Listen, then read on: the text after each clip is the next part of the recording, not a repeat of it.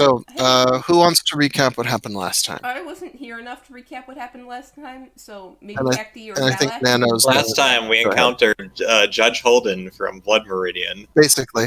and he was debating with Agamori about what's best in life, gambling or gambling. And we all rudely intruded on their conversation and told him he was wrong, and then Fotov wagered his soul against the judge, and that was about it. Yep. That was essentially all that happened. And we got really high. There was also, well, yes, everybody got very high and had various experiences. And don't forget the omen that Potov prayed for at the end. Yeah. Yep, there was a bat, it flew into the river. It Fotov swam. jumped into the river, technically fulfilling the cleansed one hero quest conditions, Yes, but and almost drowning and getting and rescued by Gloof had Gloof. to haul you out of the river, which is the cleansed one story. Gloof sort is of. the river, if you think about it. Yeah, he's given a part of his soul to the river. Yeah. A side note, newtlings have no gender and at the stage of life that Gloof is at, but Gloof identifies as male. Yeah. Okay. He's hitting the gym. We all know which hormone's gonna win out. Yeah, and Surma stayed back because she wanted the people. But one, she didn't make an elimination roll out of character, so I figured don't be there. But two, she wanted like everybody who she felt should actually go on this vision quest go, and she stayed back with Garbyanga because Garbyanga was too high, and I wanted to actually have a quick conversation with him in character when we actually segued in before the rest of the team meets back up with us, because I don't know how much time they're going to be gone chasing the dragon out there in the swamp. I think Chasing the dragon has a very different meaning. Yeah, Laura. I think like you had mentioned that like shit. I'm sorry, I'm saying like too many times. Sorry. You had mentioned that they had come back, or that we would catch up starting the scene. I haven't quite finished editing last session. I'm gonna get them both up tonight before I go back to bed. So that's what I remember, though. Sorry. So you want to have a conversation with Gabaryanga as the two of you are headed down the hill towards the river in the boat. Yeah, I want to have a conversation with Garbyanga before the rest of the group catches back up with us. And I really actually before that begins, hold on, Jenner. Okay, sorry. Before that begins, just going to establish that the explanation for why Philomena was not active during the last session and the start of this one is that, like Gabaryanga, she was extremely zonked by the ambient situation. Yeah, I mean, once Garbyanga snaps out of it, Surma is gonna just make sure Philomena stays with us and keep her in Garbyanga's care, because it would be too awkward to have her in Surma's care. So like Surma cares about her or anything like that. Anyway, Surma is gonna head up that hill with Garbyanga, and I just wanted to heading down. Yeah, you're up on top of the hill yeah. at the Agamori's camp, and you're heading down towards the marsh, the riverbank, and the river where Gloof is pulling a sputtering Potov out of the water. Yeah. Now that we've established that, by the way, Talak, Kakti, what are you doing in that scene? I think Kakti was just nearby, and it's probably just looming over Potov, trying to figure out if she needs to like pat his back to get him to cough out more water or not. Okay. But aside from that, she was probably trying to keep an eye on the bat before it. Before it dove beneath the water. And Talak, what are you up to? Yeah, I think Talak also headed down the hill with the others to try and follow the bat, and is now just sort of awkwardly standing at the side and watching Potov behave like an idiot and get dragged out of the river. And Potov is currently coughing in the shallows beside the boat and the Gloof. Like a madman or a holy man, and who can tell which is which? I mean, they're basically interchangeable terms, right? Yeah. Gabaryanga is, he's still sort of, but he's there enough that he'll answer questions. Yeah, what did you have to say to him? I did want Philomena for this talk, and I don't know how to make that happen, but I do need to have it now, so here we go. All right, Well, if you want, I'm whenever the next time Finchin is around for a session, we're going to cover her side of the experience, Yeah, we can which flash is back linked to to it. what Gabaryango. So if Yeah. you want to save that for this, make a note of that and bring it up. Yep, and we the can next always session. retcon this as being like because we're high, right? So yeah. Yeah, sure. So what is Surma that what you asks want to do? Garbyanga is she about the guy who trumped off. She says to Garbyanga, he's never lost in war before, has he?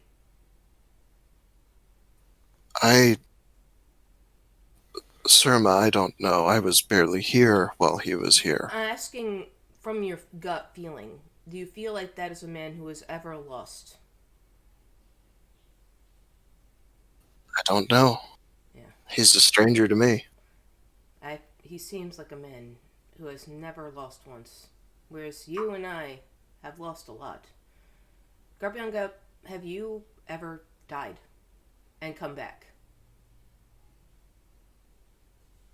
That's actually a... Hold on, I need to make a roll for that.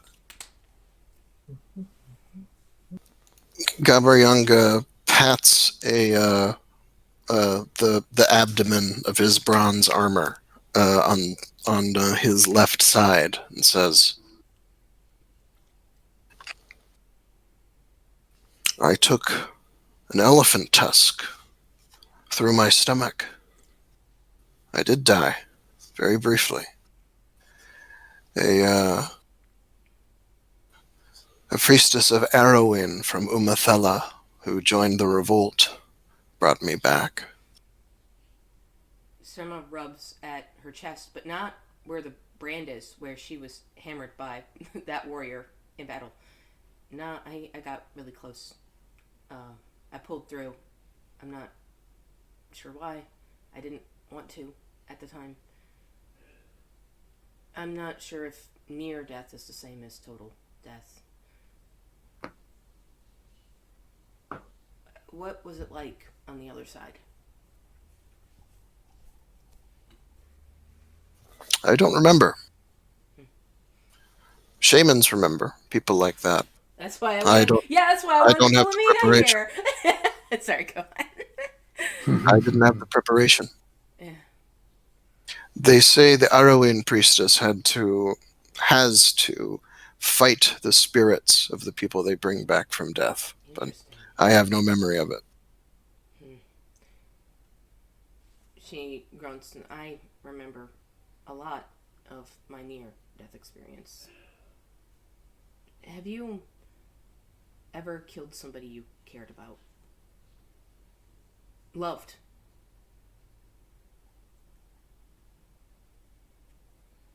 Let me roll a. You need to back that with some sort of roll. I'm going to augment with a charm and augment with my love of Philomena.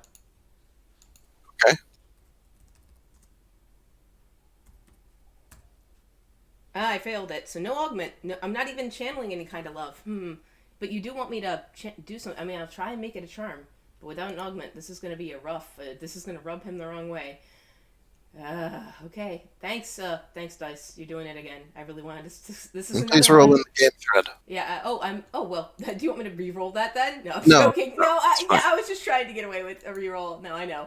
Listen, you got the level up that you wanted. Now every roll is going to be bad. Yeah. Right. I should have just done with love of family, but I wanted to try and make it a more personal love than a more general love. But here we go. Yeah. No. This is not very charming at all. She seems. Yeah. She's weird again. You try to push, and Gabaryanga's response is just, "I had a experience by that hearth, Surma. We can talk about my past some other time." Yeah. Maybe we're not at that point yet. I'm sorry. I have.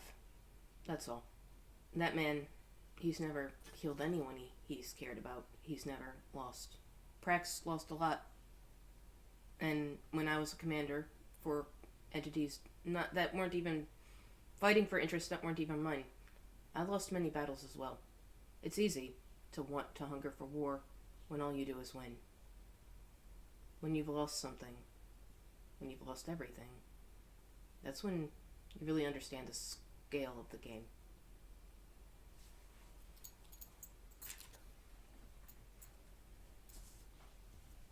That's all. That's the scene I wanted to have with them.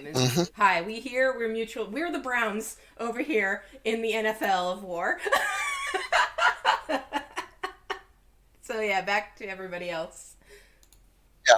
So, down by the river, Potov, you don't go into any drowning because Gloof pulled you out.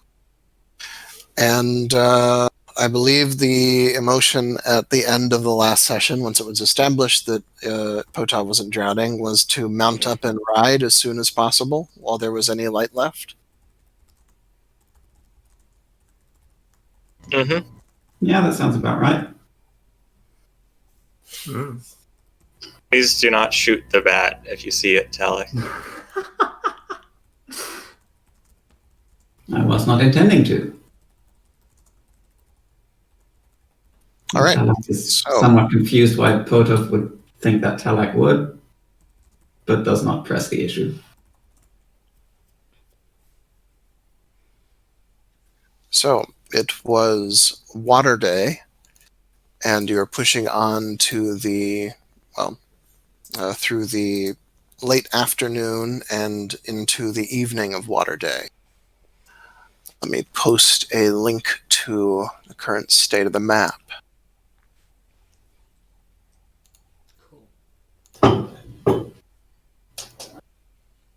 Oh, I get a check and charm even when I fail because of that blessing. So I'll just put that Yes, check for in the there. season. Nice. Yeah. Yep. The X is where the hill stands beside the river. Mm-hmm. You are still on the west bank, and by pressing on, you can travel a couple hexes further south and get clear of the marsh and settle on dry ground for the evening. You will be able to, as long as you stay on the west bank, which has less marsh, reach Ronegarth sometime in the morning tomorrow. Mm-hmm. Yeah. So the flat land between two marshes with the valley on either side. The walls are pretty close in. Do you do you camp along the riverbank or up on high ground? I like camping up on the high ground because it's easier to get a visual on anything that might be approaching us if we were to get assaulted and I think like if you want I can make a battle roll for that, but I generally know that it's better to camp in places with higher visibility. So that's Surma Yeah, has battle 90 plus. Yeah. She knows that too. Yeah. Sure. If that's Yeah. I won't make you roll to act on that basis. Sure. Yes. I mean, the That's disadvantage of the high ground is we would be further away from the boat, but I mean the boat's in the middle of the river.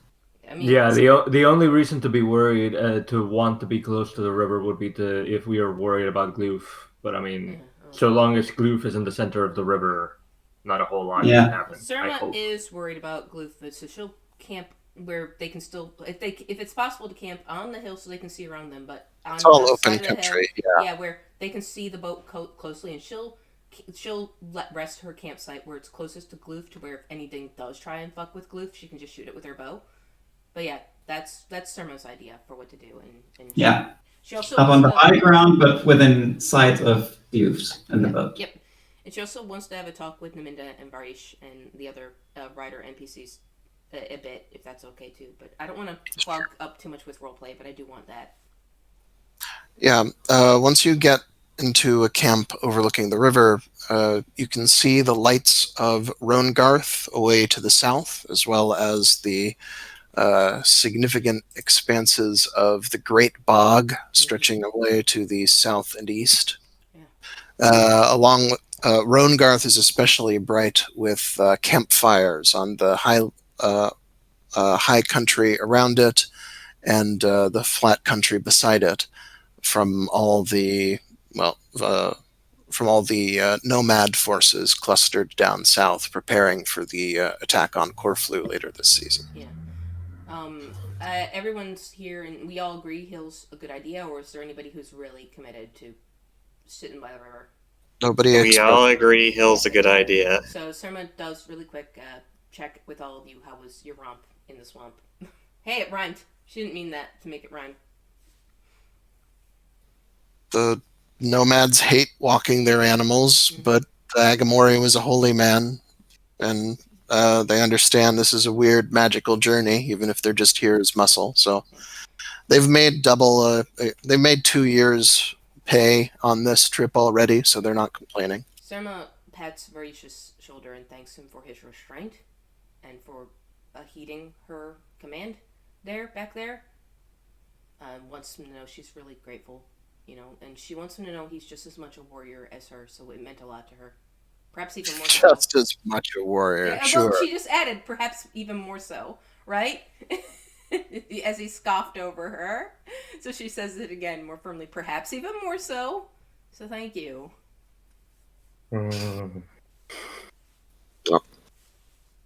Yep. The nomads are, well, they don't like traveling through marshes, but they're into good spirits to be borne down by that much. And Surma will say to Naminda, once we get away from wetland, let's take that ride together if we're both still around. Something for you to stick around for, maybe me as well. Maybe. I don't know.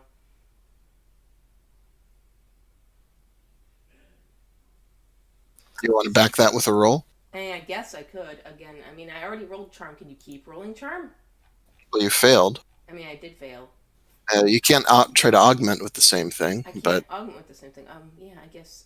I mean, this is still very charming. I can't think of anything else it would be. I don't want to augment with anything.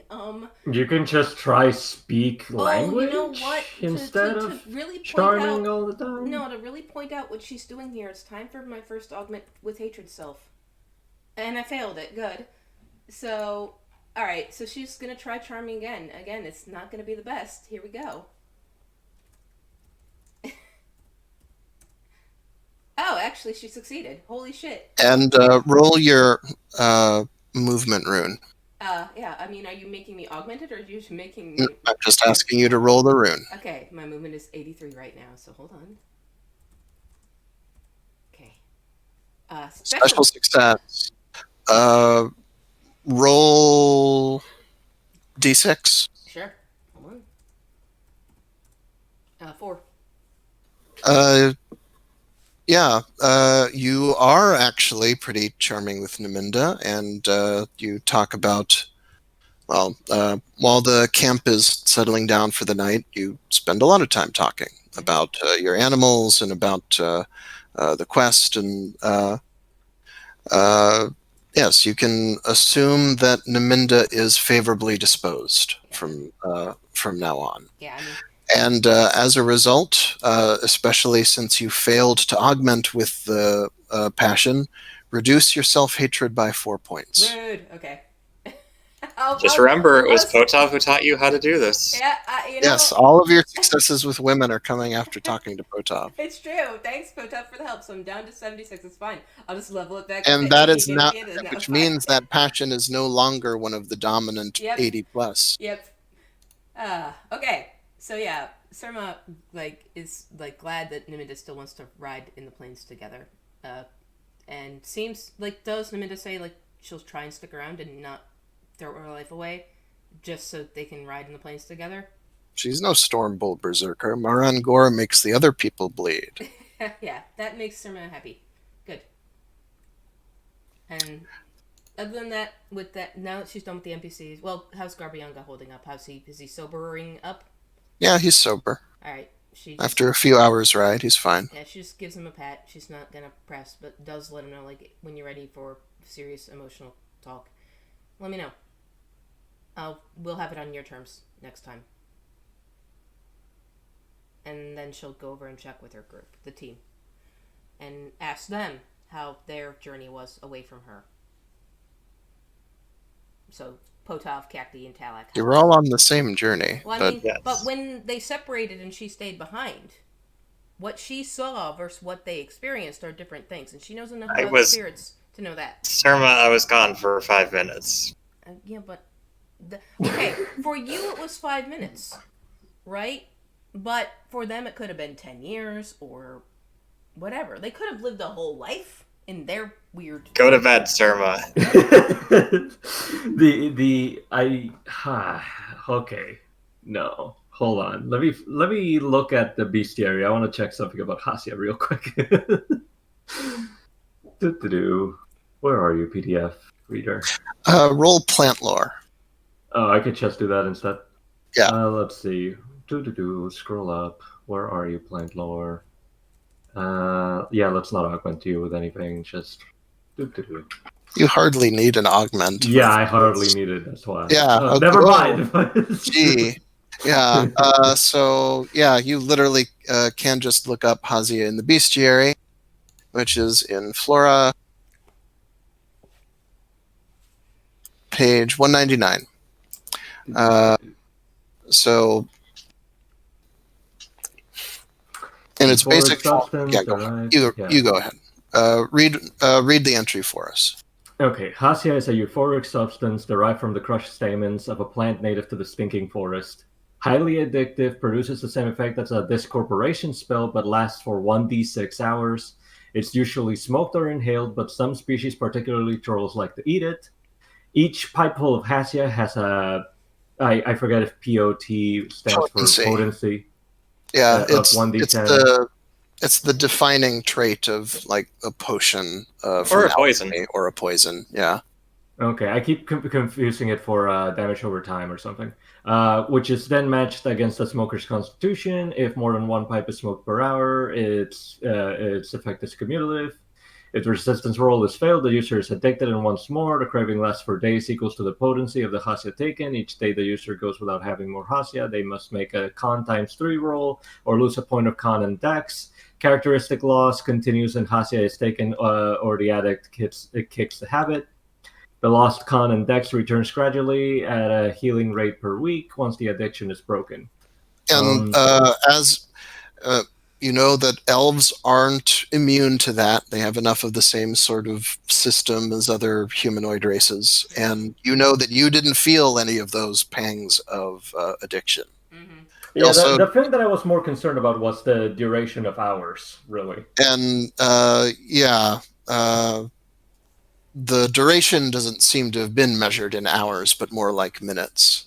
Mm-hmm. So probably not even enough to with a special if we had failed. Yeah, a special success is enough to know that what the old shaman Akalo tossed into his hearth was a milled and in other ways, suffused version of Hazia. He was throwing finely grained stuff in, not just leaves of the plant. It was extremely safe, very milquetoast Hasya, essentially. Yeah. All right. Well, if that's the case, and medicinal dose. If I'm just being anxious again, that's fine. No, you don't have to tell me if it wasn't anything you want to talk about. I'll go lay down. Just Cacti comfortingly attempts to just give you pats on the shoulder to help you settle down. Mm. It's all right. That's all for my roleplay. Sorry. Yep. Does anyone else have something you want to do before we begin Clay Day of Death Week? Only thing I can think of is seeing how by now we've already lost second sight effects from the Hasya. Yes, the effects of whatever Akalo's distilled version of Hazia have worn off. I think Cacti is just going to be spend more time with whatever mounts she noticed, and particularly her sable mount, since they have about as much or more POW than her at least. So she's just gonna treat them with a little bit more respect. That's probably what she's going to spend her time doing before her dormancy period for the day. Well, that's nice. All right. So, the morning of... the morning of Clay Day, Death Week, fire season is very clear, but with banks of cloud on the southern horizon. You can't smell the salt air or anything, but you're far enough south down the river finally that you can start to feel the first touches of the actual oceanic climate down at the coast. Mm-hmm. And as I said, as long as you stay on the side of the river you're already on, Roangarth is just a couple hours ride into the morning. Mm-hmm. Anybody can roll insight noodling, which if you don't have any insight noodling is just your perception modifier. Is this the next day, so will it persist through the day if I augment? Yes, this is a new day. Okay, then I'll augment with man. Yep, newts have the man rune. Normal success, plus 20. I'm going to augment with the loyalty to the group. Also, I'm going to try augmenting with water, since that seems fitting for both noodlings and, for something that has given a part of its soul to the river. I also am augmenting with man. I want to try and level that up. I actually did. So okay, no water augment, so just my perception. Perception modifier plus... That's my perception. Does that mean I get to get a check on insight noodling? Yes. Those of you who succeed on this, you get your first experience check in insight noodling. All right, I'm reading. Yes. Looks like both Kakti and Potov got a normal success, and you can tell something that Gloof expressed last night, but it was sort of overshadowed by Potov trying to drown himself briefly, which was when you went down to the river, Gloof said something along the lines of, something feels wrong. And come the morning, his attention is all on the south, and he's usually pretty conversational, pretty chipper on the boat, calling back to the shore. And today he's very just dour and worried, but not in a way, in a way that is too introverted for him to express. Those of you who failed the roll just don't note that he's not as chipper. Those of you who succeeded note that he seems particularly anxious and downcast today. And what's the day today? Earth Day. I thought it was Clay Day. Clay Day, rather, yeah. Sorry. I mean, Clay Day basically is the Earth. Yeah, it's the day for Earth stuff. It's the Earth Rune Day. Yeah. It's Talent's Kakti's Day. gonna... Yeah, I think... He's gonna try to ask Gloof what's up. I think every Clay Day is like a minor holy day for the Flint Nail Cult or something. It would be Clay Day of a certain week. Clay Day of Death Week. Huh. Isn't that today? Yes. Hmm. Oh, I thought that's what you were asking, Potov. What day is today? Oh yeah, that's what I was asking. Yeah. It's Clay Day, Death Week, fire season. And Kakti, you ask Gloof what's wrong? I gotta try, yeah. Yeah. Hold on. Go ahead. I was just moving stuff around in my sheet. Don't worry about it. Do I have to roll anything to ask? Or well, just... without a roll, what Gloof says is what he said last night, and a little more. Something is wrong. The flow is wrong. The river feels different than it did yesterday. Something changed yesterday. The flow is different than it was before. Can you tell if it's a good thing or a bad thing? The river does not like it.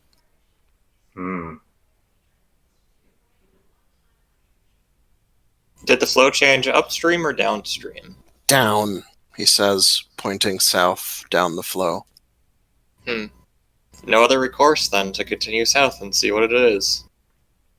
Unless there's something that we can do to somehow speed up our process, our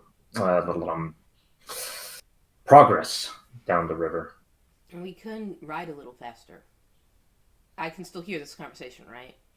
Yeah, sure. Yeah, Everybody so- can hear it, so unless yeah, somebody takes Surma, steps to hide it. Yeah. Yeah, I don't think we're being secretive. Yeah, Surma hearing this conversation, we can ride a little faster. The pace we go at is the pace we probably should be going at if the blue face was right about me. So, if you want to hurry, we can go faster, but Cacti, how's your riding? Garbianga, how's your riding? I don't want either of you falling off. Going fast on a mount can be fun to fall off of it on. Gabrianga's pretty confident. She looks to Cacti. We should stop in Roangarth, though, Yeah. and speak to the whatever the White Bull has marshaled there. Sure. Cacti, you're not gonna fall off?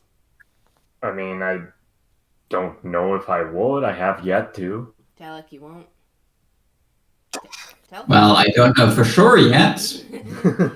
Well, we can... It's a relatively short ride to Roangarth. I won't make you roll anything to push particularly faster. Yeah, so we'll do that. Yeah, I was gonna say if we're particularly worried about this, maybe Cacti could fashion some stirrups, but I don't think it's gonna be something to worry about. By now, we've been riding enough on our animals that I feel like we should at least be above 30% ride each. I mean, I'm at 29.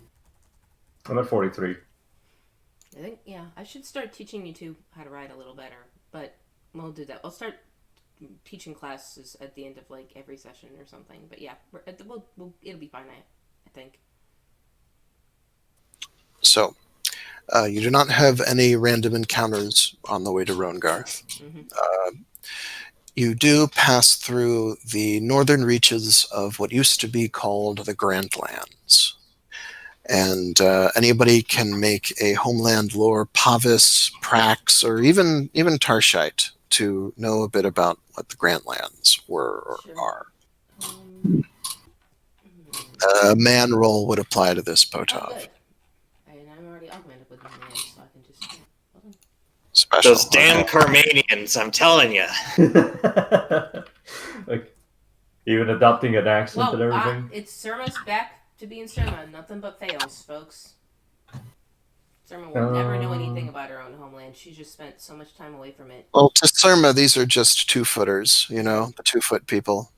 They're as difficult to tell apart as the people of different oasis who the nomads just call oasis people. I'm gonna keep trying to augment very low runes. So let's try my moon augment today for homeland lore. No wait, homeland. This a moon wouldn't apply to this. Yeah, this is about people and stuff, not magic. I got a success without an augment. Okay, What was critical that? fire success. Critical fire, yeah, and a fire does apply to this given the subject matter. So you've got a 50 to fire for the day. Yeah, Critical is plus 50. 40? Plus 50. Okay, that's ridiculous. Well, rolling a crit is ridiculous. And all right, so Potov, homeland lore prax. yeah, Potov and Cacti are succeeding today in equal measure. Yes, that's usually how the vibes of this group work. Just so we're clear. specials for each of them and normal for Telak.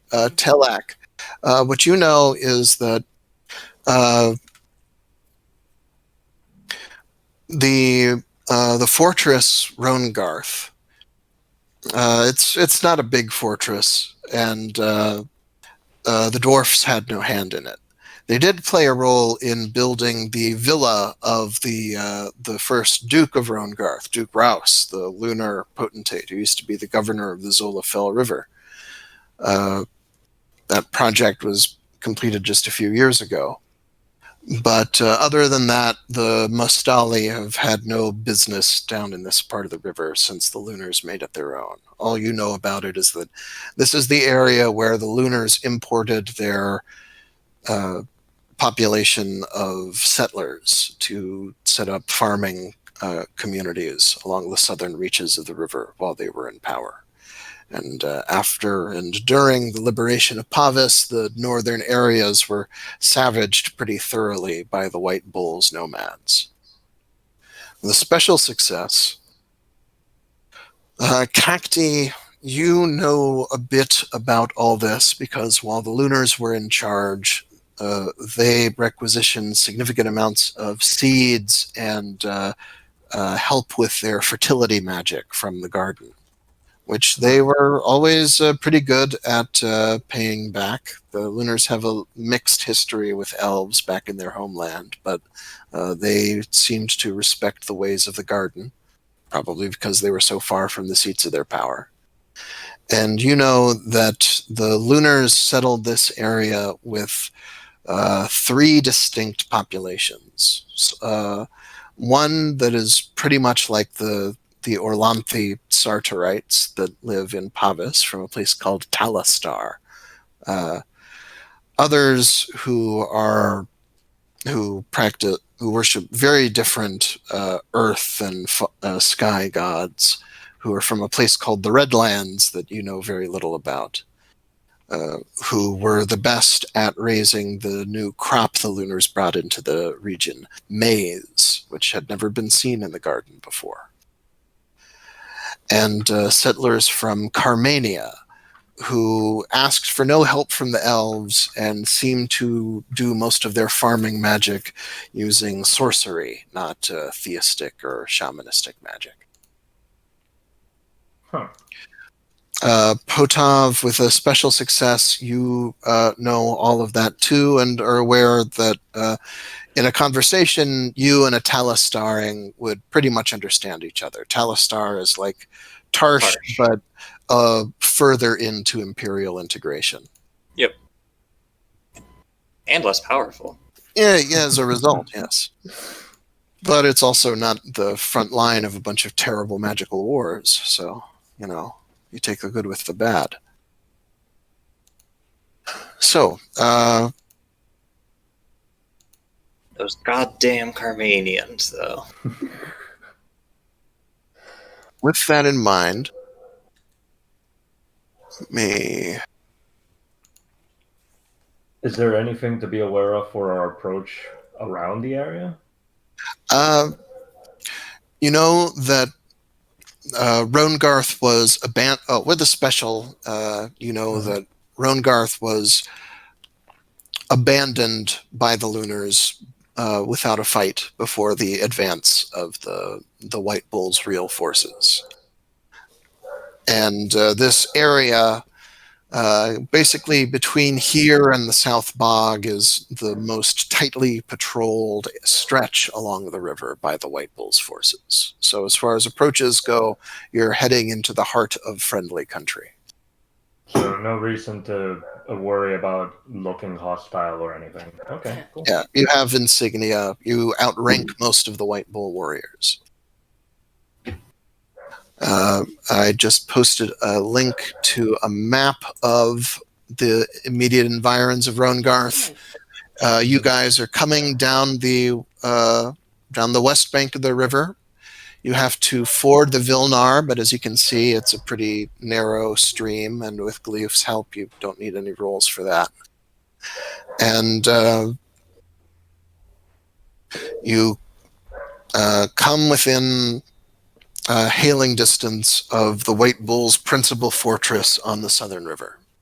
The fortress is, as you see, it has 6-meter high stone walls with a great big 12-meter high stone tower surmounting everything. And it defends a somewhat ramshackle and worse for wear town enclosed by a sturdy fence, which is adjacent to farmlands, which are they are planted, but there's evidence that a lot of what is usually planted around here has been allowed to lay fallow. There's plenty of evidence of the violence with which the White Bull's forces took this area. There are still buildings that were burned down last year that haven't been fully rebuilt or reconstituted into other things.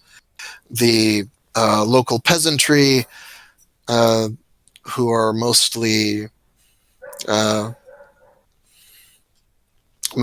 what Potov and Cacti would call the Redlanders from the heartlands of the Empire. They instinctively look down and try to avoid notice when they see beast riders coming down the path.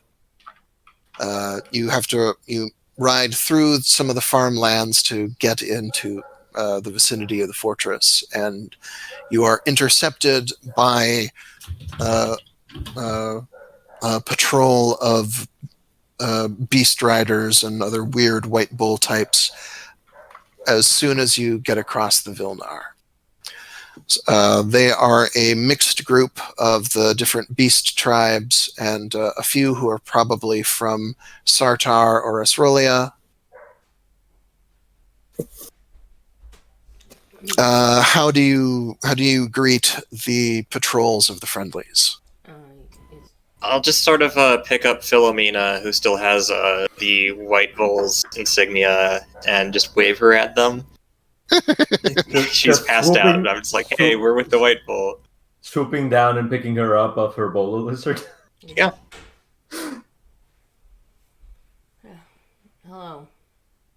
We're in service to Argrath, the White Bull.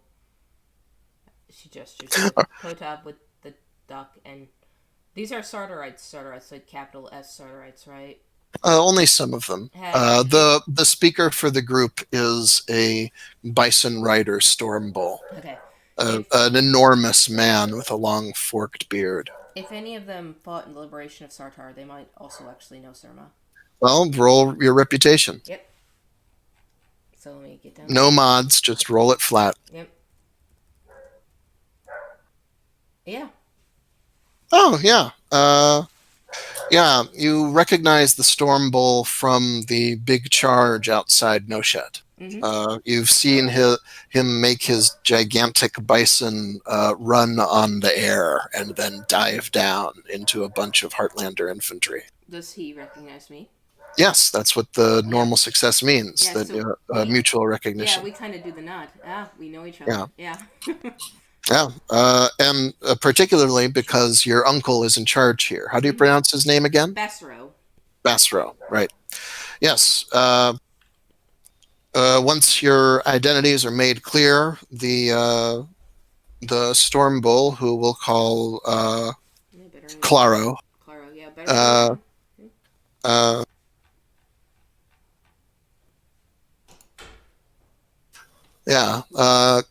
Claro, well, his job is to patrol the river today, but he sets off one of his riders, Pull Joni, on a war zebra to take you all into the fort. Mm-hmm. And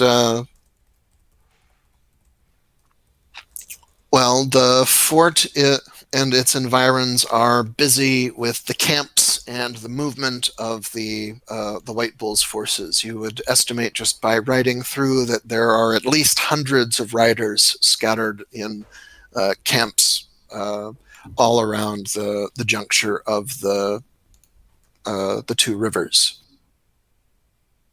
And that means you can hear the songs of people performing in their camps. It's midday. You can hear the calls of animals bleating and lowing as they're being herded out to their grazing pastures for the day. Mm-hmm. And you can even hear the work chants of the in Old Pelorian of the Redlander peasants as they go about refurbishing some of the irrigation canals that have been let go to silt in the last year. Mm-hmm. Just singing about how this is man's work and women need to stay out of this. They're singing about the different sons of Lodril, who are the patrons of the different tools and work techniques they're using. Kakti is gonna go do the usual whenever we visit a new town and start doing the humanitarian work of spreading, going to look to where supplies are distributed, or just finding the general populace and starting distributing clothing and water skins. Yeah. Surma's gonna guess we're gonna be rooming again here, room and board, Potov? Oh, go ahead. Are we staying the night or heading out? I mean, it's still relatively early in the day, Yeah, right? We could keep going, and that's what I would prefer. Yeah, we probably aren't staying here the entire day and night. Yep, good. All right, is that okay with you, Potov? I mean, that depends on what happens here. Yeah, all right. Well, if it gets to that point, I'll get us room and board. But until then, Surma's just gonna stick with these three. Yeah. All right. Claro, was it? He often patrols the river. Yes. Have you noticed anything or seen anything odd with the river today? Well, it's Poljoni Ryder who's with you from Claro's patrol, but Okay. he says, let me give him a roll for that.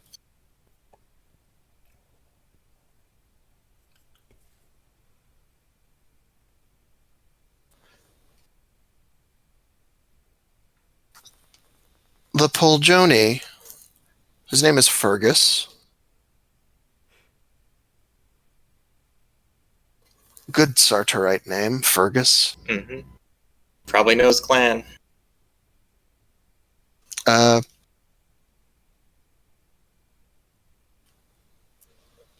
that you mention it, yeah, he points with the tip of his lance towards the water line as you're riding south towards the fortress, and says,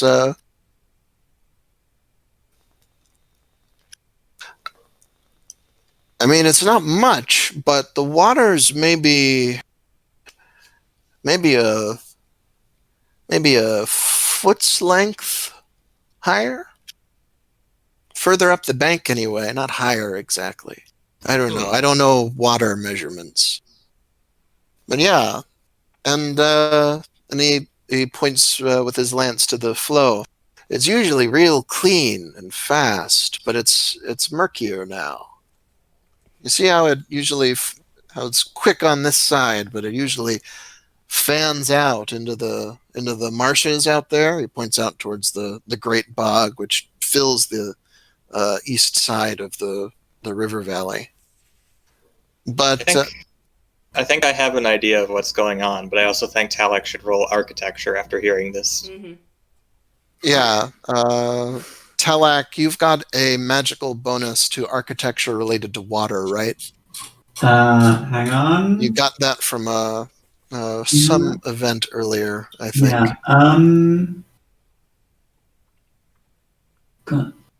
Let's see. Does 10 to stoneworking regarding the Zola Fell for the rest of the season. So that would be masonry and architecture. I guess Yes. would be affected by that. Yes, if you want to take a reflexive either architecture or masonry roll with that bonus and any augment you choose to go after. All right. Earth augment masonry roll. Let's go.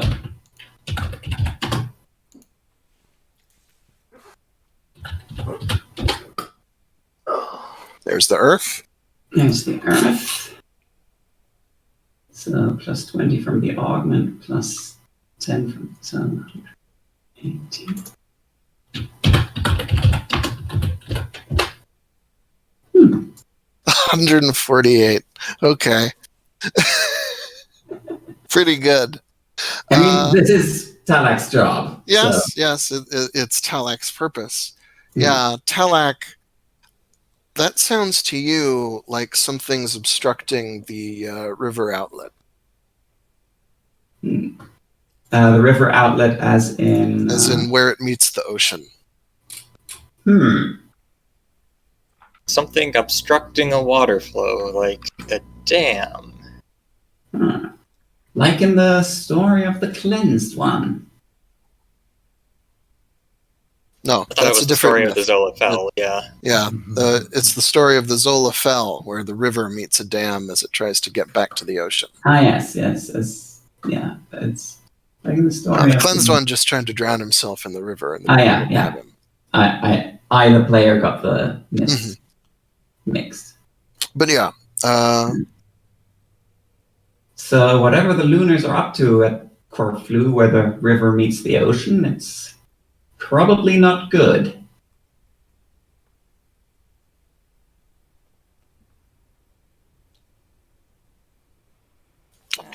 The Only probably.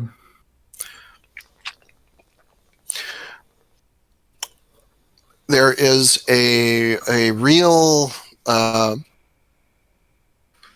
multi-gate portcullis leading into the fortress of Roangarth.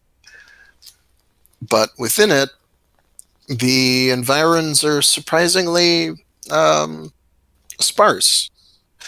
It looks like the Lunars kept a permanent camp inside the walls of the fortress with tents and such, the same way they would keep a marching camp on the road with wooden walls surrounding it. Though there are rooms and such in the big tower overlooking everything. Your animal handlers are there to take your beasts to be watered and fed inside the fortress, because once it's clear who you are brought up within the tower to speak with Basro, who is the chief war Khan around here. That was also I wanted to ask if my uncle Basra is actually in the town, so that Yes. sir, I definitely don't want to talk to her uncle. She does give Perio a quick hug before Perio's pulled away, and then the fortress is his command post, and the tower is where he is when he's not out riding for one reason or another. Talak would also like to just take a look at the architecture of this fort, just out of professional curiosity. Sure. Roll architecture. Your My Earth Augment? Your Earth Augment still applies. Okay. So...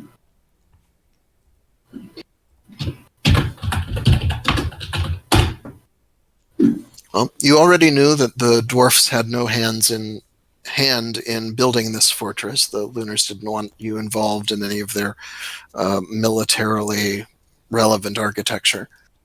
But it is very good work. You see the marks of foreign masonry gods, primarily. It's not up to your standards, but in terms of withstanding a siege, it would take pretty significant earth-shaking magic or something comparable to bring the place down. Yeah, definitely much better than anything the Praxians would have managed to construct, because the Praxian beast tribes don't really do walls, do they? No, and they refuse to let the Oasis people have walls because that would make them more difficult to victimize. No. The interior of the tower is, well, it's a bit of a mixed bag. It was pretty richly furnished at some point, but the lunar iconography worked into the walls and ceilings has all been ceremonially defaced and in some place whitewashed, and Praxian tribal runes and graffiti in Esrolian and Sartorite painted on the walls. In their own filth, no doubt. They wouldn't paint their own runes in filth. They're not savages or chaos people. Well, the verdict's still out on that. Also, they're living here now. Yeah. But... Granted, Praxians are used to pretty musty living conditions, being animal rights. Yeah, but I mean, they wouldn't spread their own filth. No, they have very strict rules about that sort of thing. In a place. The idols they defecated on, they dragged outside the walls of the fortress first. Yeah. Though some idols were certainly defecated upon when this place fell. And you tell me they're not barbarians? Oh, no, they took the idols outside, so that's...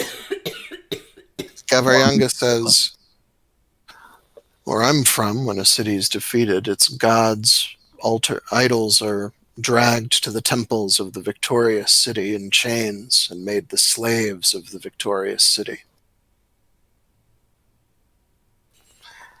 Being destroyed and desecrated seems a better alternative.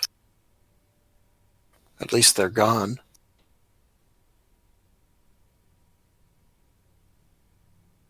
And fertilized.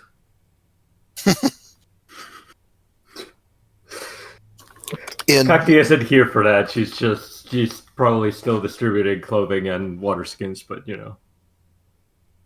I feel that would be the Eldrami reaction to hearing that they've been defecated on. Basro keeps his council area in what was probably the officers' mess when the Lunars were in charge here. There's space for a great big table, but the table is no longer in evidence unless you count some of the still lacquered sticks of firewood in the corner. Basro, well, we've met him before. He is a tall, middle-aged, stern, Yelmalio worshipping sable rider of the Cerulean Crocodile clan. And the clan banner, which is a cerulean crocodile skull of, now that you've been there, of exactly the same shade as the bone of the great blue sable antelope skull at the blue sable altar. A crocodile skull of what looks like the very same material with ornamental silver antelope horns mounted onto the rear of the skull, mounted on a long ironwood pole. Ironwood in this context meaning the petrified wood of Gennert's garden, which can be found and shaped if you know the right magic, not the ironwood grown by elves. Basro has with him the moon and star shamans of the clan, as well as other magicians from the White Bull traditions. There is an Esrolian Earth Witch who probably follows Asrelia or Tycora Tech, to judge by the long veils hanging over her face. And most important among the magicians, introduced to you as Basro is introducing you all to his war and magical council, and council to you. Yeah, his companion council is how he would put it. The most important magician here is the one sent specifically by the White Bull to be the chief magician, the counterpoint to Basro as the chief warrior down here. And that is a man named Orlerant. We have a picture because he's a setting NPC. Ooh. Orlerant Dragon Friend.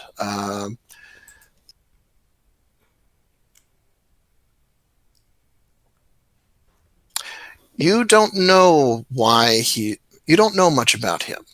He was a companion of Kalir Starbrow. Potov might have heard of that, but only in passing, because he was exiled not long after the Dragon Rise. You all do know that he is one of the White Bull's personal companions, and, well, his deed name is Dragon Friend. Make what you will of that. But as you see, he is a fairly dark-skinned man with green eyes, who is full body, head to toe, tattooed with the movement rune is pretty prominent. Anybody can make an int ×3 roll now, actually, to understand some of the import of Orlerant's tattoos. Oh, does man apply? No, not for Orlerant's tattoos. What about fear dragons? Yes. If a fear dragon augment would absolutely apply. But I failed it. Ooh. Oh, all right.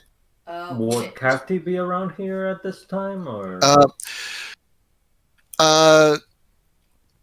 No, Cockty, we will handle your goodwill efforts separately in a second. Would truth? Okay, no, I was just saying for having like the highest stint in the group, she would probably figure it out accidentally anyway. Still succeeded it, so Yeah, it's okay. right on the cusp. But yeah, Potov ends up having to fight through his fear of dragons. Stoutfished it. It's always nice to know Stoutfish is present in spirit. Yeah. Would truth help me? Yes, truth would help. Let me try. Let's see. Oh, A crit! success. A crit Wow. on the truth rune for the day. So plus 50 to your int times 3. Hold on. All right, so here we go now. Oh boy, don't jinx it. Yeah, normal success. Got it. Great. So 2 normal successes on the people who are present. So Orlerant has a rune that you have not seen very, very often because it's not one that's normally associated with humans. Tattooed pretty prominently at several points of his body. Mm-hmm.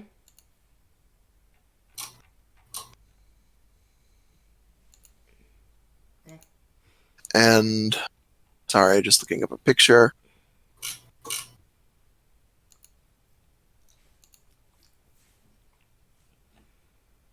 Nice. And that is this, the Dragonute rune. Ah. It's a perversion of law.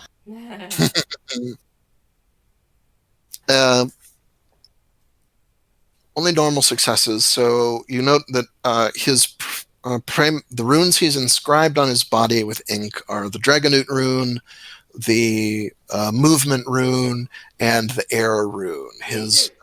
Lots of his tattoos swirl into spirals of the air rune that include the other 2 in some way. I was like, these are permanent tattoos, not temporary. This is like. Yes, okay. yes.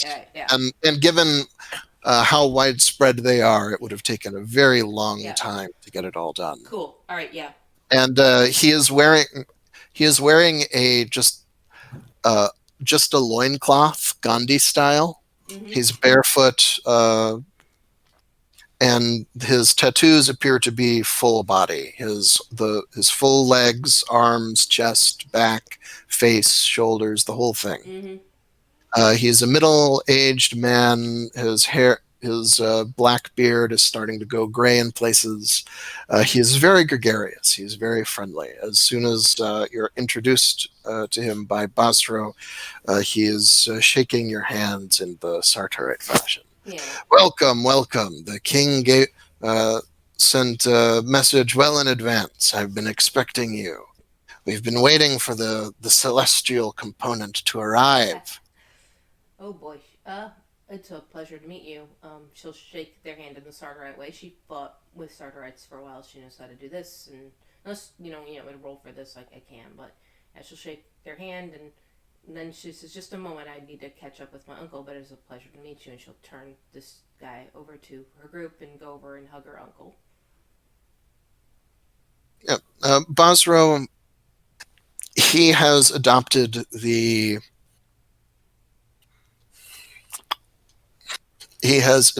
ceremonial stances of a Yelmalio war Khan. His hair was never long, and neither was his beard, but both are kept very religiously shaved right now. Mm-hmm. He's not wearing it right now, but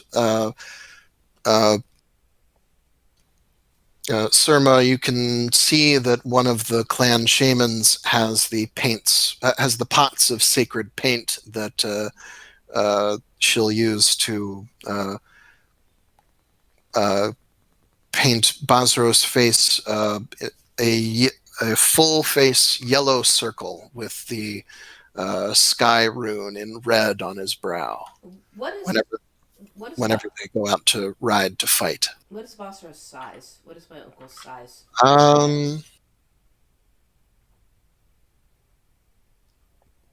Little Yelm.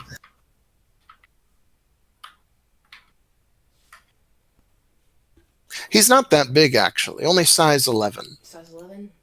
But he's very wiry. Mm-hmm. Yeah.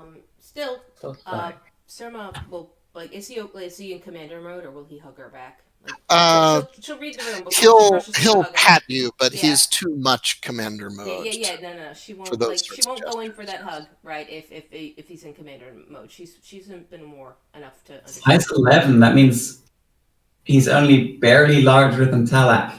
Yeah, he's well, look, we stand a small king here. Surma opens up her pack and says, "I have something for you, Uncle." And she's gonna pull out that steel breastplate and she's gonna give it to him.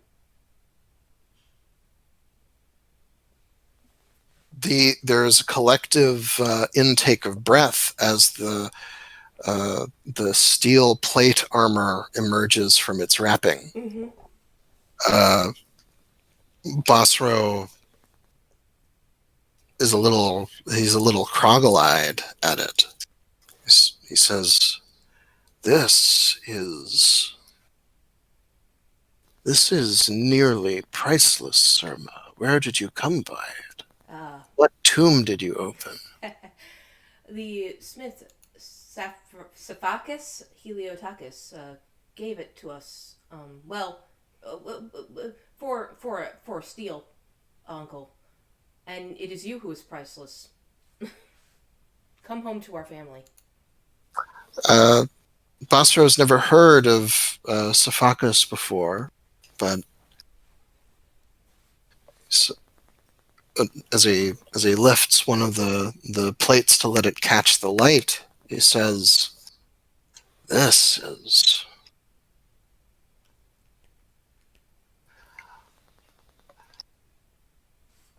Surma, roll D3. Sure. 1. I'm gonna roll 1 though. No, I rolled a 2. Fine. Yes, add that to your reputation. Okay. You have substantially added to the overall wealth of your clan by offering this armor to your uncle. Yep, I'm at a reputation of 24 now. Go me. Yes,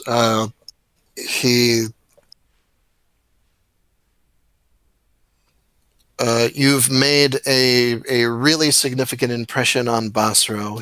He says, the best gift I can grant immediately is that you and your companions may ride at the right hand of my companions when we storm Corfu, once this magic you're doing for the king is accomplished. The best gift you can give me is to come home to our family to the best of your ability, Uncle. But I will be honored to ride beside you again. Back when you were training me to ride and fight, we were about the same size. I hope it fits you. Surma's big. She's huger than him. Her size is 16. She towers over her beloved uncle now. Potav's just going to do an aside with maybe the Earth Priestess or whatever. And he's just going to be like, the man traded it for a secret story of his people. And Surma wanted me to leave that library.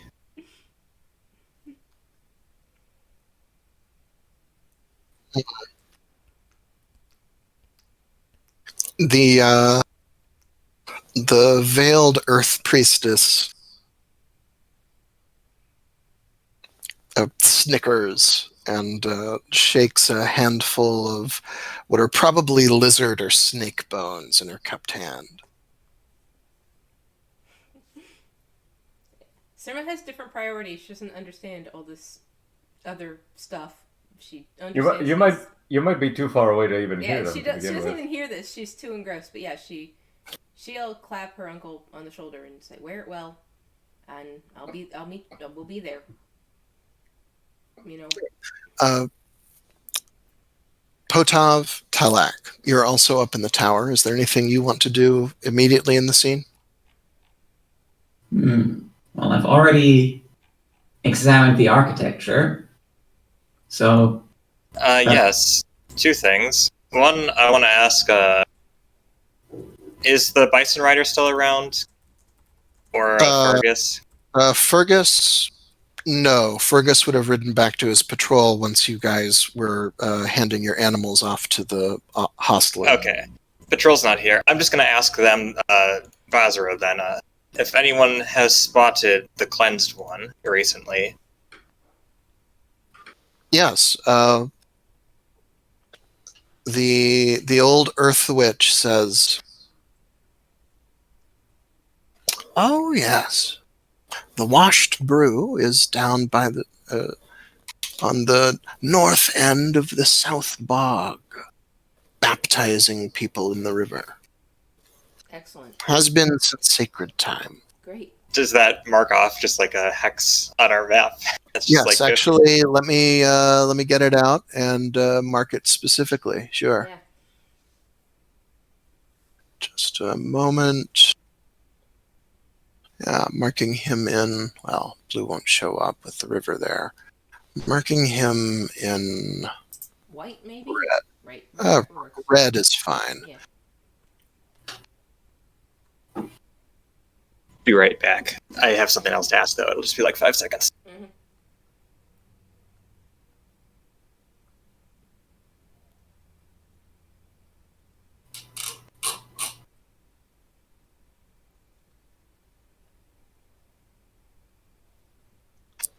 There. The red X north of the South Bog is where the cleansed one is baptizing people. I'm having a hard time seeing the red X on this map. Maybe let me use a different. Oh wait, there it is. I see it now. But yeah, that Yeah, took a bit to notice it. between Roundgarth and Corfu, Yeah. more or less. It's near the Eyes Rise, down to the southwest of the Eyes Rise. So yeah. Yeah. Okay. Thank you. Okay, yeah, we have a location, and then the other thing is what do Bosro's scouts say of Corfu?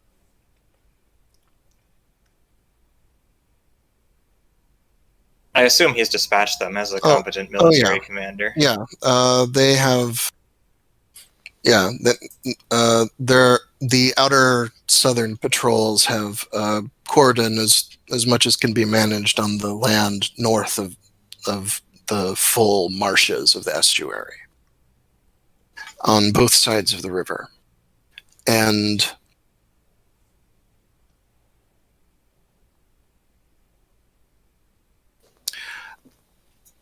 thus far,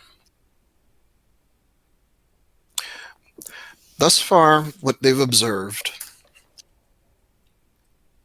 is that the watchdog is on patrol along the edge of the marshes. There have been some skirmishes where it has come lumbering out of the marshes to chase off their patrols, but the beast riders are faster. They've simply gotten away rather than committing to fighting something that's like 72 meters or something. I forget exactly how big. The Lunars themselves have stayed scarce within Corfu itself. There's been no attempts to force a passage back up the river or to drive their patrols back, except attacks by boats on the few reckless bands who have tried to ford through the swamps to try and raid the place. Attempts of that nature have gone pretty poorly thus far, and Bosro hasn't authorized any himself, though it's been a good way of weeding out those who are too hot-headed to work for anyone else. Yes, and we're sent to deal with a watchdog, but I have heard tell also of a Videli ship docked in Corfu. They don't have great intelligence about traffic on the docks of Corfu because the watchdog keeps the borders of the marsh.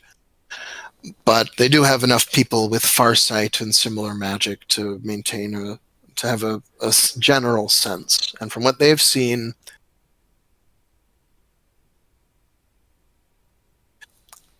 there hasn't been much traffic in Corfu since Sacred Time, but yes, a tall-masted Western ship did put in some time ago, which the Esrolians identified as Videli. And there have since been a few fat-bellied ships sailing away from Corfu to points east and south, which from the flags and runes looked to be slave ships. On that basis, Basro and his council have guessed that, well, they know that the population of the Grantlands was evacuated down into Corfu in advance of the forces of the liberation. Not everyone, obviously, but as many people as were willing to take the risk and abandon everything. And the wealth to keep those people fed by importing food was only going to last so long. Basro's council thinks that the Lunars are selling off their excess mouths to the Videli in exchange for magic and supplies. One wishes the White Bull could put a word in the ear of his wolf pirate friends. Orlerant sighs at that. He says, yes, if Harek had answered the White Bull's request and brought his forces directly from the holy country to Corfu a year ago, this would all be over. But he did not. He sailed south to Pamaltella, where he's supposed to have been carving out an empire. I don't know. I never traveled with the White Bull in the wolf pirate days. He is on the other side of the homeward ocean, though, along with most of the wolf pirates. Just gonna raise an eyebrow at Gabaryanga and be like, the Wise Masters versus Harek the Berserk. What a battle that must be.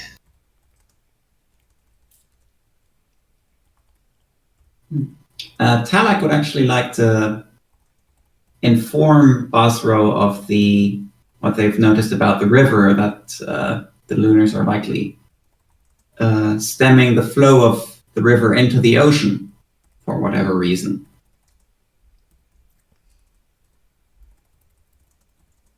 And Talak will probably address Basro as Uncle Basro because that is his name, because they don't know what an uncle is. Yeah, it's Praxian for uncle.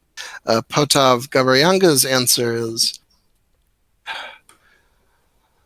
from what I've heard of Harek the Berserk, I'd wish him on the masters, but not on their slaves. And to Talak... He tends to free those he captures, if they're used in his fleet.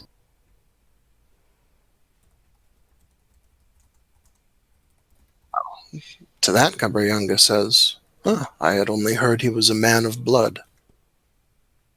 That's a better fate than would likely await the slaves of the masters he kills. To Talak, Basro's, Basro and his council, they respond to your information with a few questions, which mostly along the lines of, how long do you think this has been happening, which would go back to Gloof last night. Mm-hmm. Or certainly last night was when the back stoppage of the river had reached the point of where we were at that point. So they probably started stopping out the river a bit before then, depending on the flow speed of the river. And Talak will probably do the relevant math for that to offer a good estimate of when the Lunars started stopping up the river. Basro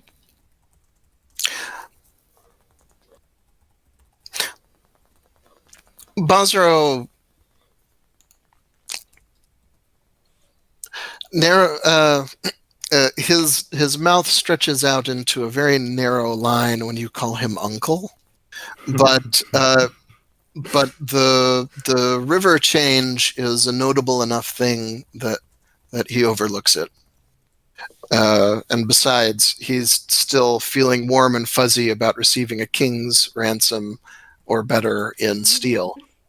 So it's going to be pretty hard to put him in a bad mood unless you directly disrespect him, which uncle is not a disrespectful term.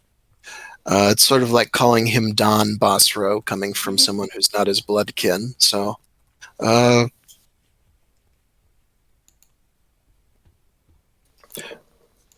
if what you say is, if what you describe is so, Master Dwarf, it takes 2 days' ride for my pickets to arrive in person from the vicinity of Corfu. If they sent a messenger by spirit or enchanted animal, that messenger would arrive in just a few hours if the change began last night.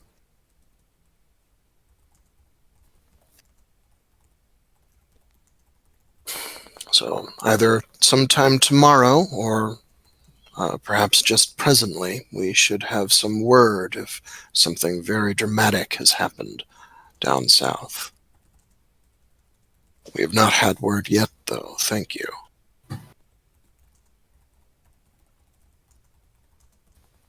Anything else up in the tower? Yes, one last matter of business. Actually, two, maybe. We encountered an enigmatic figure by the name of Judge, started with a D. Dahak. Yeah. Judge Dahak. And, it was not a friendly encounter, and it's likely that the man will try to interfere with our business. Let me give him a rep roll here. They haven't... Basro and his people are primarily... They're either foreigners or beast riders, not people from Pavis. So they're unfamiliar with him. Orlerant is a little familiar because he's one of the king's magicians. And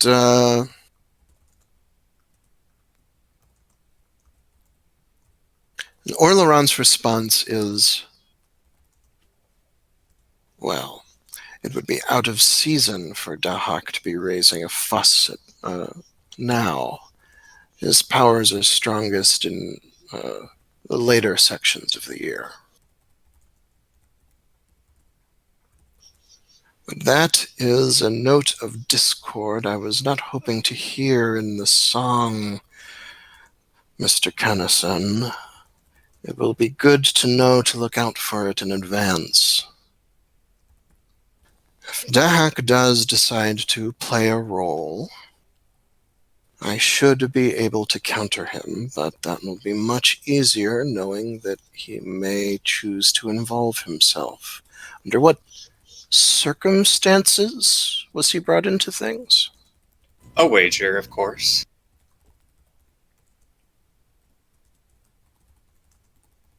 Do you divulge the nature? No. Does Orlerant try to tease it out of you? That's an interesting question. Talak will just blab it out. You will? Yeah. What specifically do you blab? Totov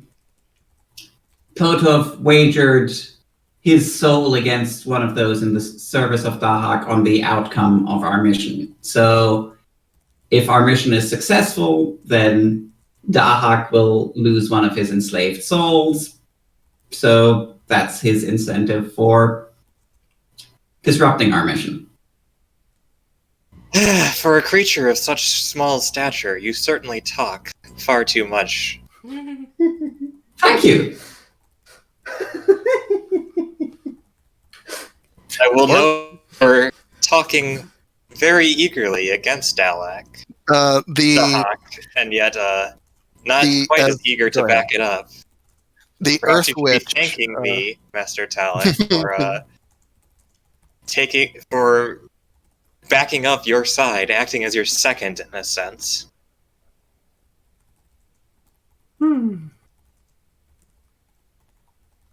The veiled Earth Witch snickers again and rattles her handful of saurian bones before throwing them on a woven mat on the floor in front of her. What she sees in the pattern of bones on the mat makes her snicker even louder. Orlerant just shrugged it. She does that. Don't worry about it. It's all to the good.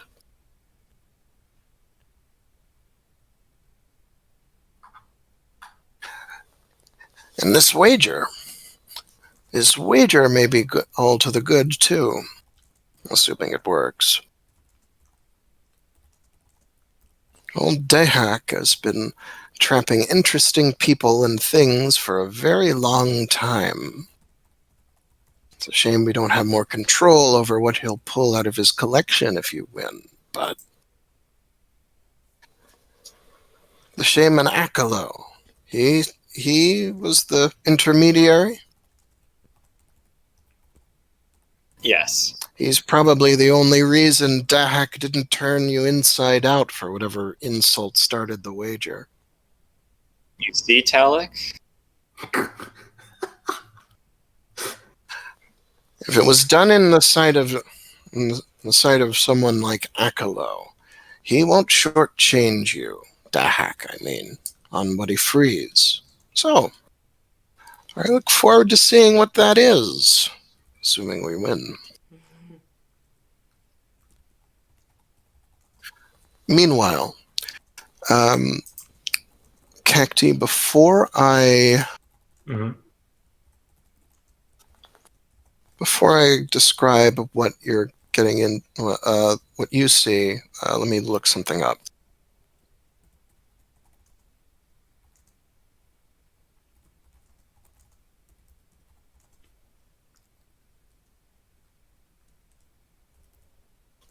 Okay, yes.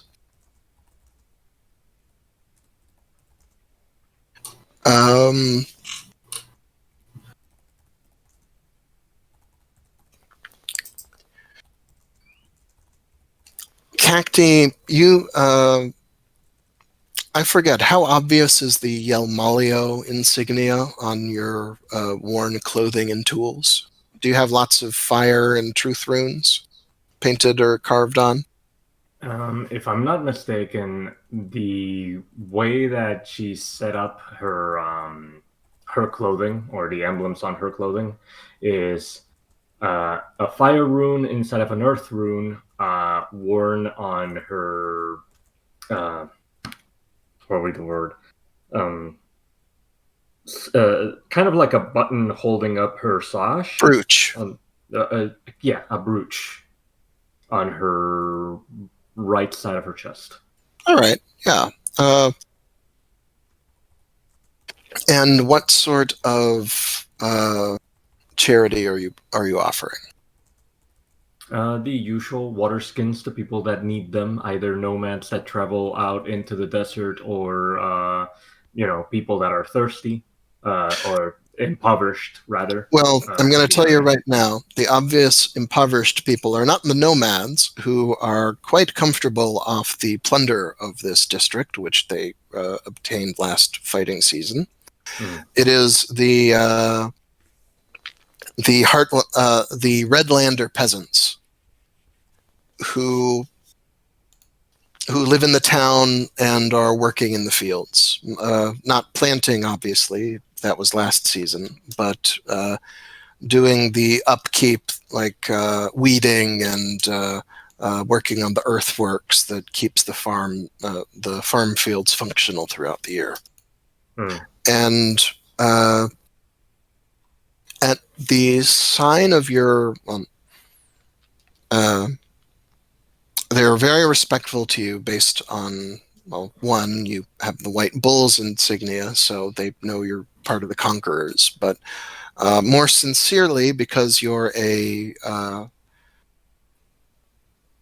because of the Yelmalio affiliation. And they address you in, it's not fire speech, but it's similar enough to fire speech that you can tell their language is descended from it. And they thank you very respectfully. The term they use for you is probably translates closest to light keeper, lantern keeper, something like that.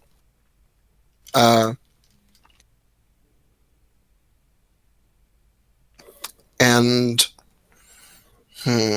Make a Cult Lore Malio roll with your fire crit and a plus 20 because it's an easy roll. Alright, Code Lore, 43 plus 50. And plus what else other than Plus that? 20 because it's common knowledge, or would be for an elf Yalmalian. Okie doke, so that's whopping 130. All right, almost a special. Yeah. You don't see evidence of a cult presence any greater than a shrine that lay people can keep up, but the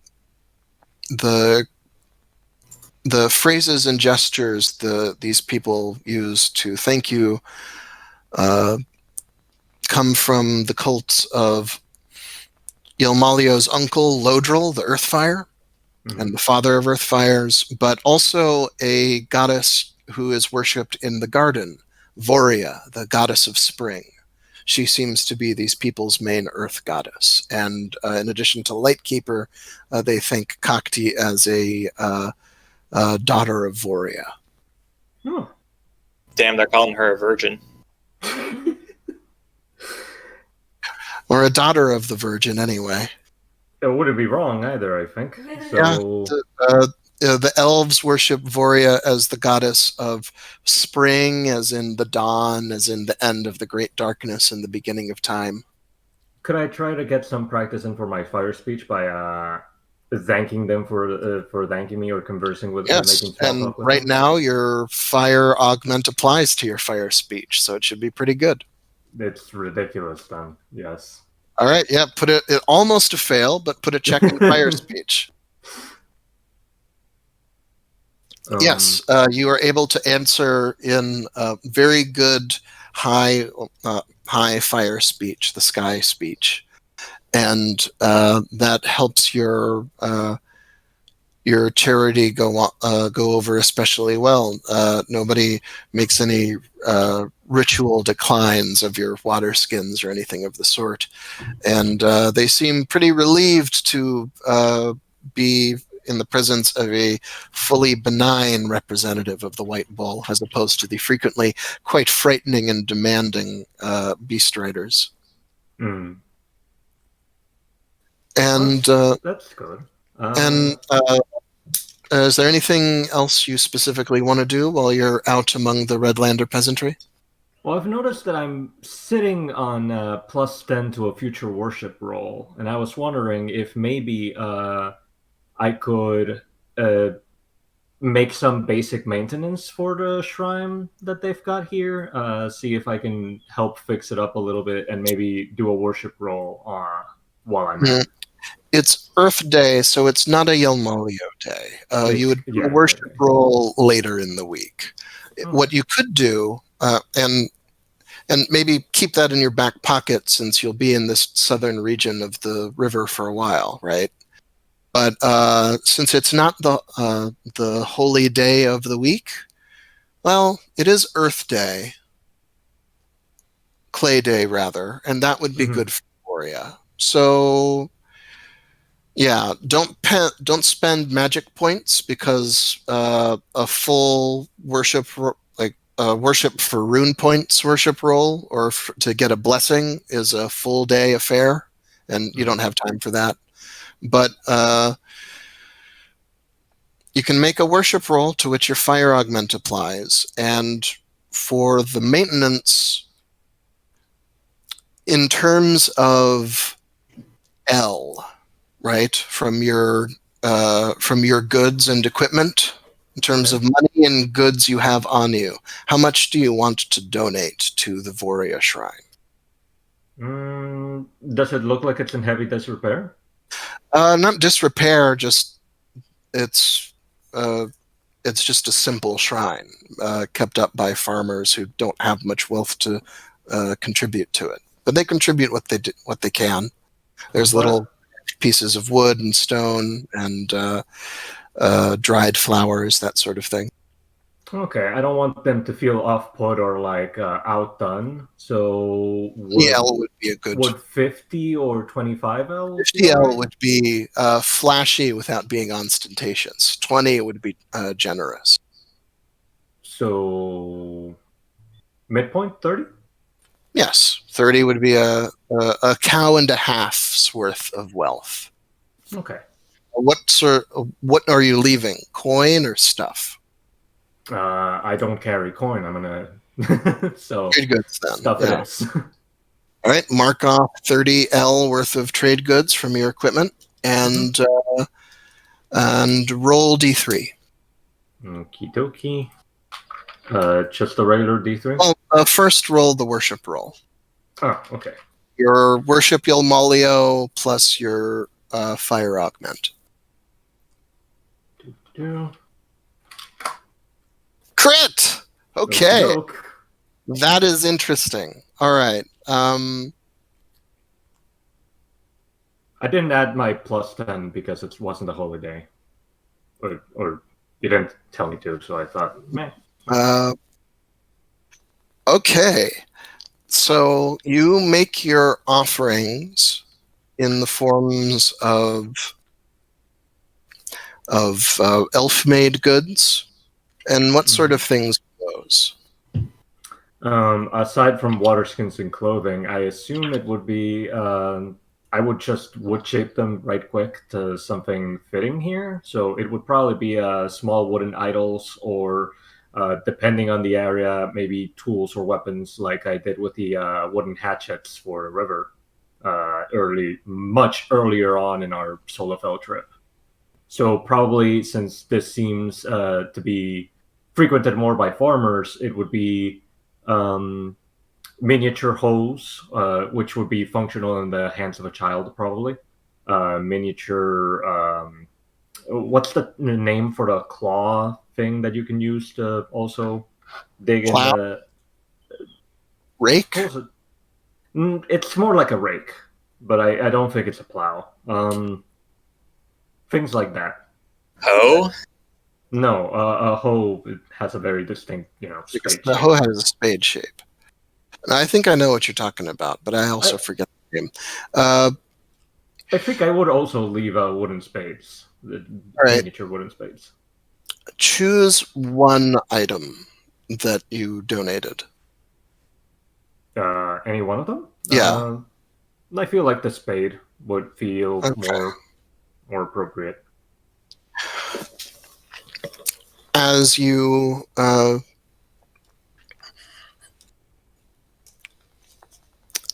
lay the offerings down and pray to Voria in Yilmalio's name, one of the little ornamental wooden spades, the one that just by happenstance came to rest closest to the little statue of Voria, who it's a wooden idol in the shade of a tree not far from the riverbank that has been carved in the shape of a smiling little girl with her arms wrapped around her torso. While the little ornamental hoe that came to rest nearest Voria, its handle sprouts a single living flower that swells up as a bulb and then opens and unfolds. And there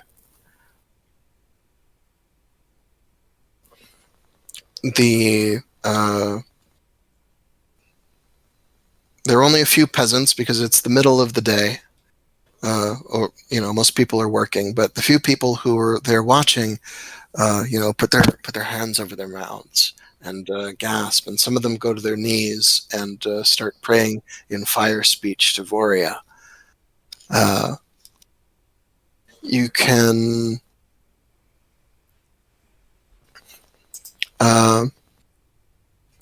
roll plant lore to transplant that living flower into one of your into some of the soil you've brought with you, into a little pot or bag. Okay, let's try it. Now they're all Didn't gonna add my start bonuses or worshipping anything. Sinala or something. All right. You are able to successfully transfer the sprouted flower into a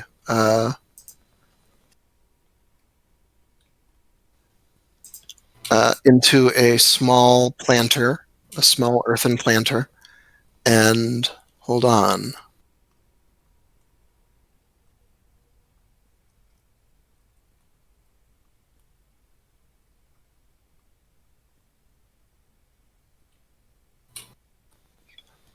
This is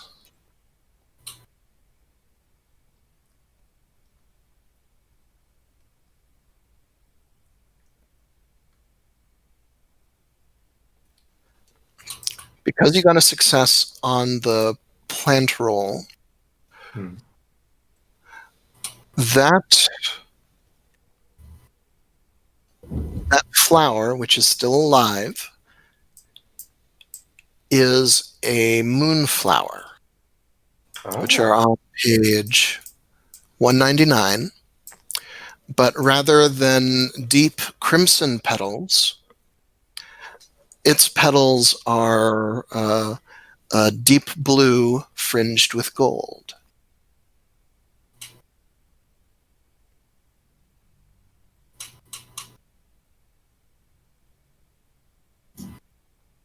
So you now have a living sample of moonflower. Praise be to Voria. Praise be to Ilmolia.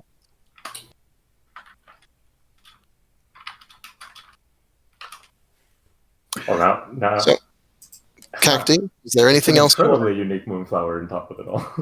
It's probably one of a kind. If you and because that was a crit, roll 1d6.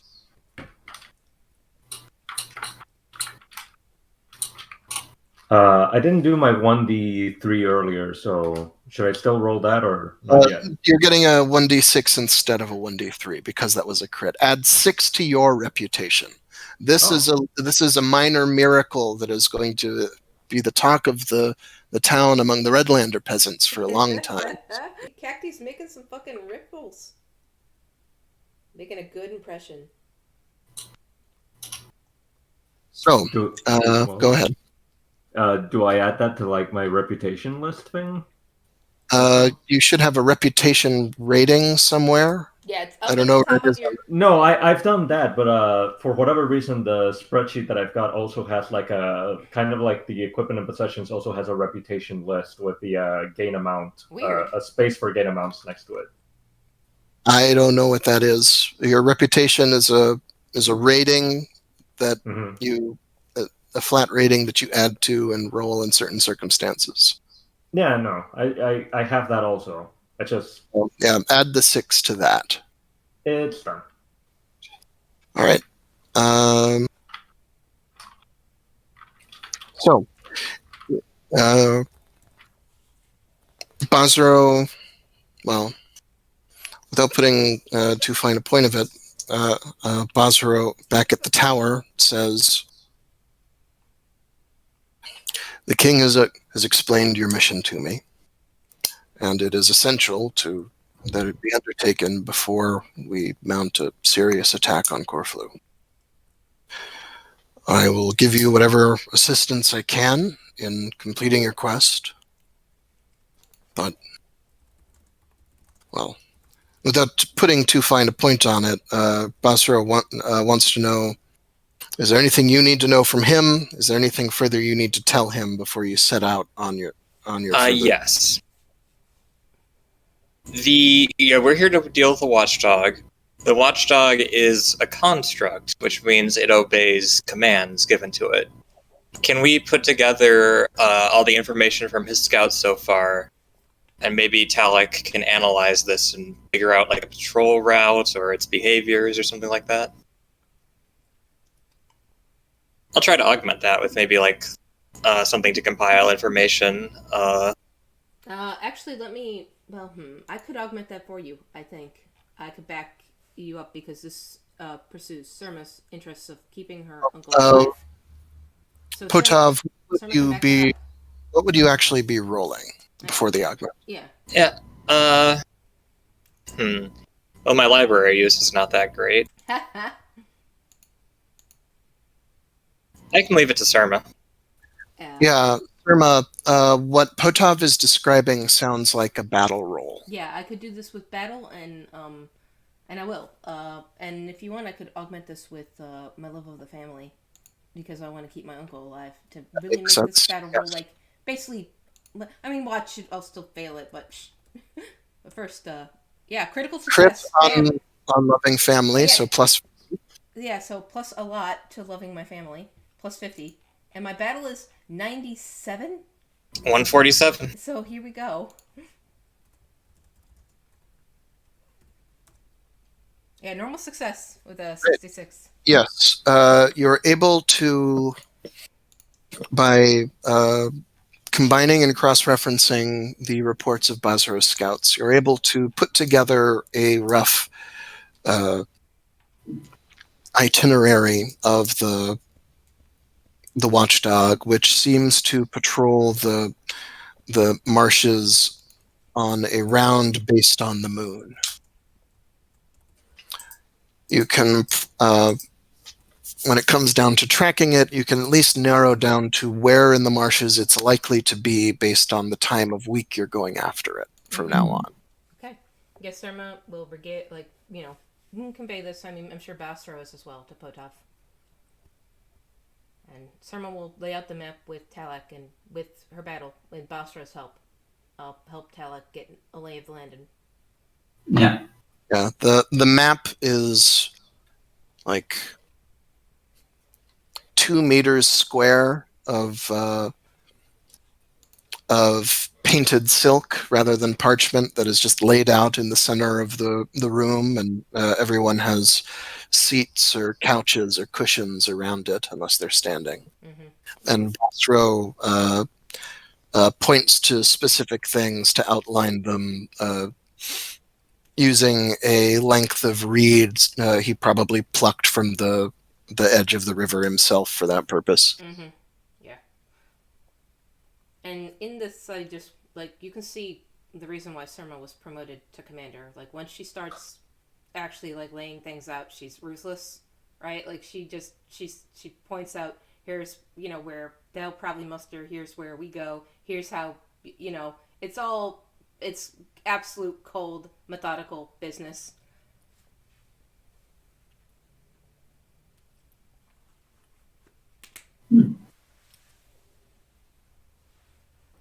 So we've got a pretty good understanding of the watchdog's patrol route. Yes. Basro commends both of you, and then to Potov says, this is a good insight. Do you have anything further?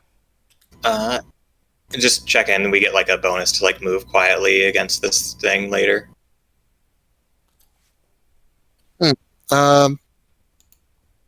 You would get a bonus to preparing an ambush, certainly. Okay. And then anything else? These aren't Zolafel people. No, I think I'm out. Anybody else think of anything? For me, I wanted to get from Basro, if he's willing to reveal it to me, what his plans for leading the charge will be when that happens. These things always change, of course, Uncle. I understand, as the field progresses, as the enemy progresses. But what are your plans, General?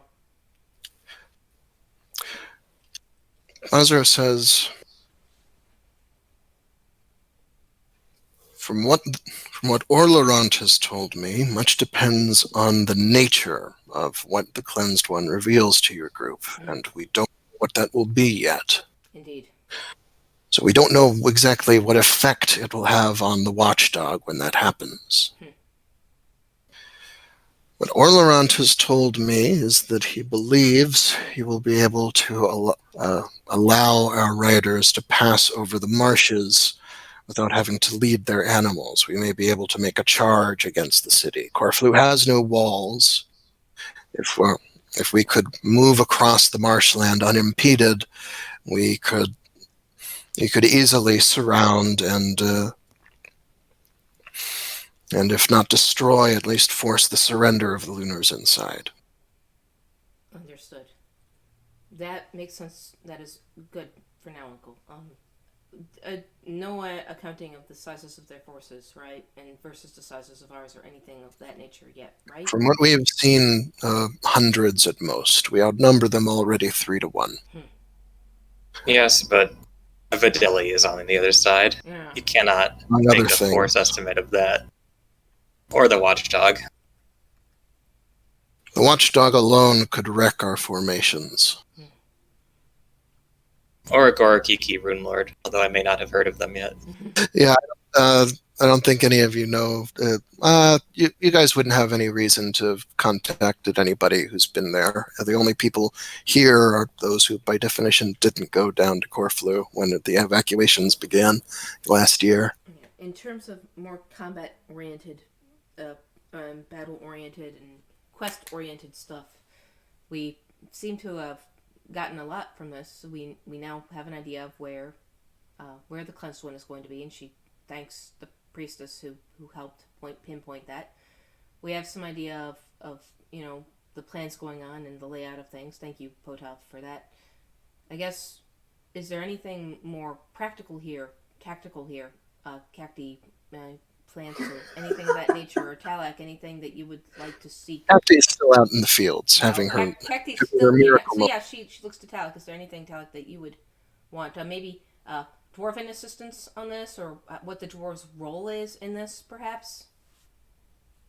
From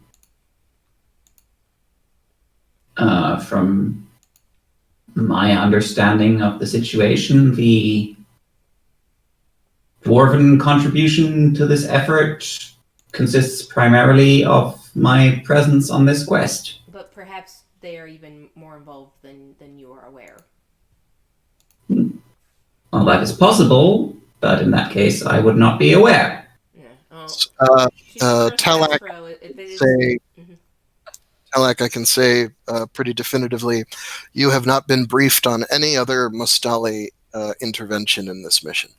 And while that could be because it is not within Could my be to know, yes. that I'm not allowed to know, that is reasonable. It may turn out yeah. there's been a Quicksilver Dwarf right behind you the whole time, just invisible, but that's pretty unlikely at this point. Yeah. All the space that you're not observing is tightly packed Quicksilver Dwarfs, but I had one last question. Any sightings of Loper people?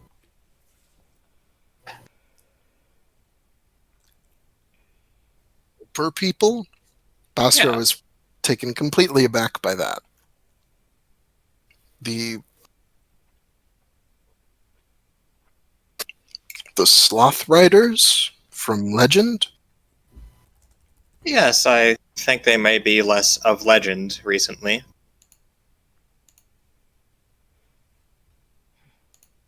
If there had been sightings of the Loper people, that word would have traveled quickly. No, I've heard nothing of that. All right, then. Keep your eyes out. Stay on guard. Maybe prep for counters to this kind of stuff. Potov had warned me about enemies who can teleport and such.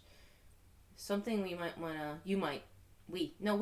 Uncle, General, be prepared for in this coming battle is shenanigans like that. I had the pleasure of fighting... I believe I did make that roll to make this claim. A Masticos charioteers, Yeah.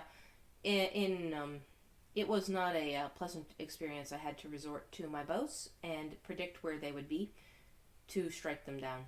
And I think I was lucky in that fight, Uncle. Let us not rely on luck.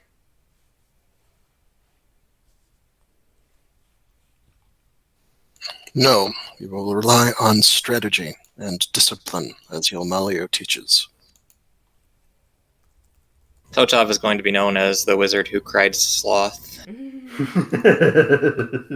Yes, Bosro also in Praxian says something under his breath about how many ancient legends are going to shake off the dust before this campaign is over. Too many. She'll say back to him in Praxian. And give his arm a squeeze, but I will be beside you, just like old times. I've grown a lot from that little girl, you who stabbed yourself with a spear. Bosro That is claps you on the shoulder. Before... Sir always overshares, but she's reliable on the charge. Yeah. Before I head out... Did you stab yourself with a spear in trade talk? No, she's saying it. Damn it. Yep, no. No, they're having a touching family moment. Yep, they're talking in Praxian. Can't understand. And also... But it would have said "badumch" or like "heyo," but no. She was like 12 when it happened, so whatever. It happens sometimes. She'll say, before I go on a more personal matter, you probably have been more in touch with what remains of our family. How are my siblings who stayed out in the plains? I know how Vichy is. How are my siblings? How is your life, your family? I won't role play that out in detail, Yeah. but basically, according to Bosro, a fair amount of your extended family is here with the army as part of the army. The Cerulean Crocodile are, they're the leading clan. They're the Khan of this army is from their clan, and so they're the most important sable riders here. And a lot of Cerulean Crocodile warriors wanted to be a part of that. It's a great way. It's a great time to lord it over the clans who are very recently pro-lunar, among other things. Yeah, the Cerulean Crocodiles were never on the lunar side. That is lore that I told Zeal. They stayed with Prax their entire tenure. Yeah, that was established by your grandmother. Yeah.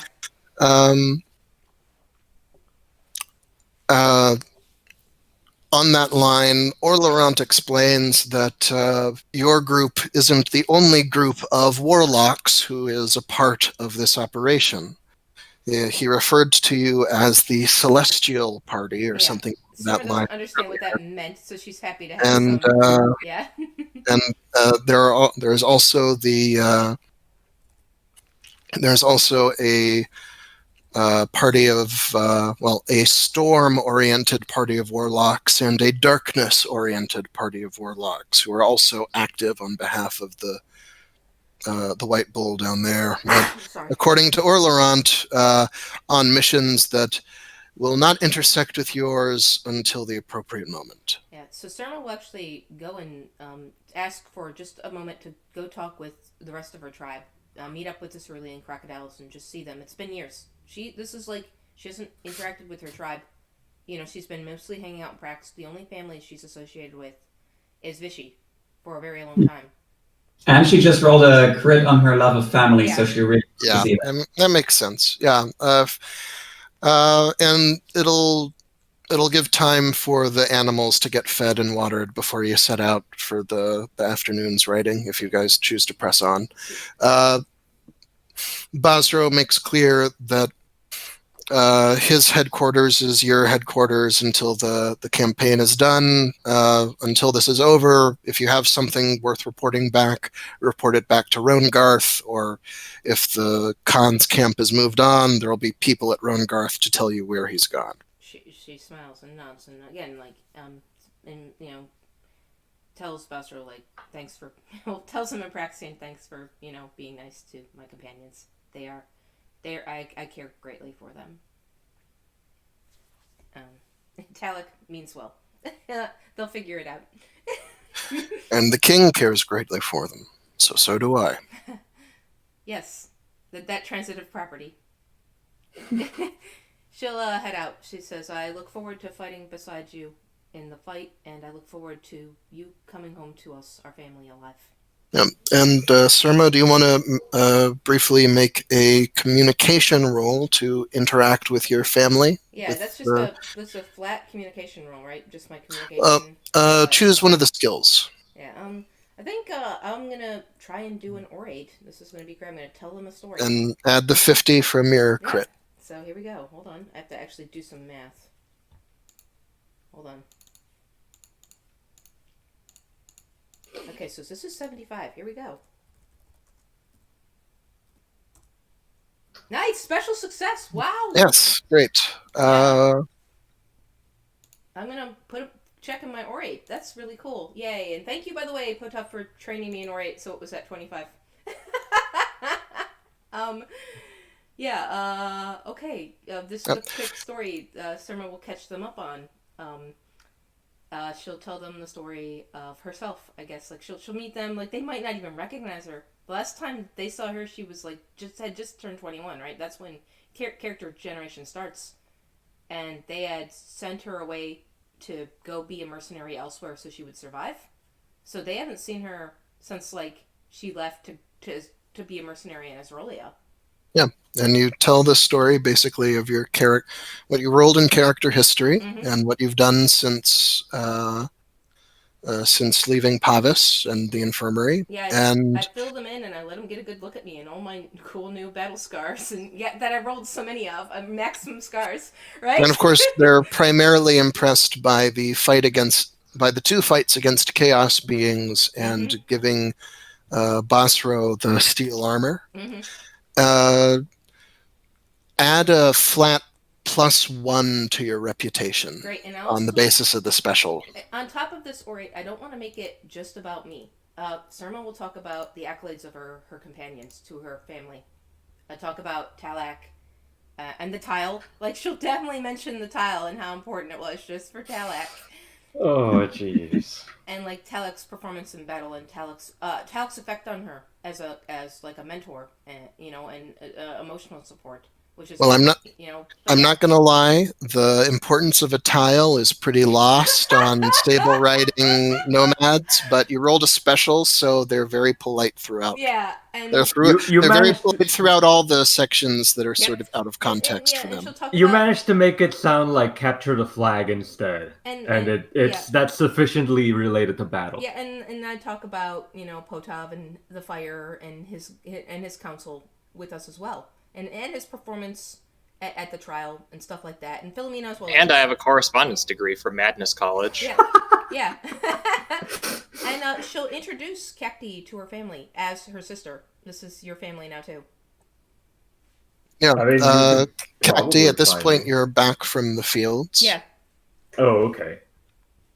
Yeah, and in that vein, Surma, we've covered what you'll be doing while the animals are recuperating from the hard ride to Rongarth. Potov, Cacti, Talak, what will you be doing before the group sets out again, once your animals are ready?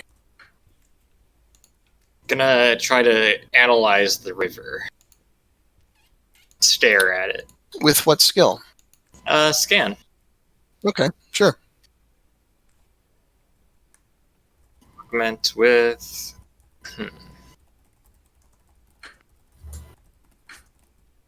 Hate Lunar Empire. I'm going to try to figure out.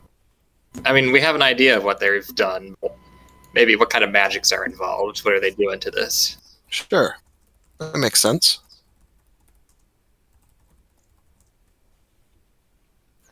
Augment goes off, +20.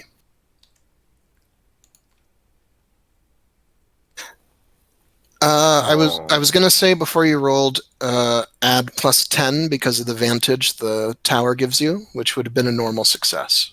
All right, I'll check it then.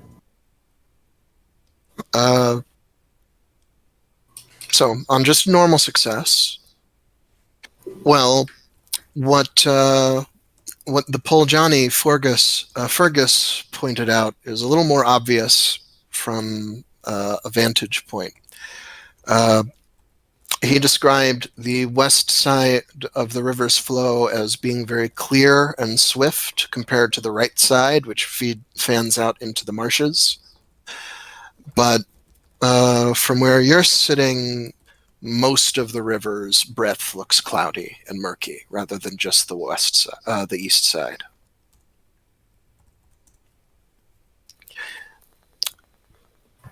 Beyond that, you haven't been here before, so you can't be exactly sure how far the waters have shifted, but it does look like they're a bit high on their banks for fire season. Yeah, interesting. Is before we continue on, how do the cerulean crocodiles respond, and how does Cacti respond to being introduced to the cerulean crocodiles' family with them?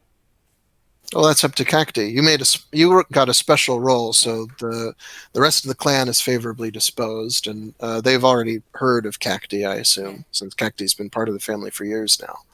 Cacti has been hanging out with Varish as well, yeah. Yeah. What's Vichy, Yeah, right? Vichy. That's Vichy, yeah. Yeah. That's Sorry. Surma's brother. But yeah. So they're favorably disposed, and even if the stories about elf crafts and growing things don't necessarily resonate too deep, they're very polite, and so it's up to Cacti how she responds to their welcome, I guess.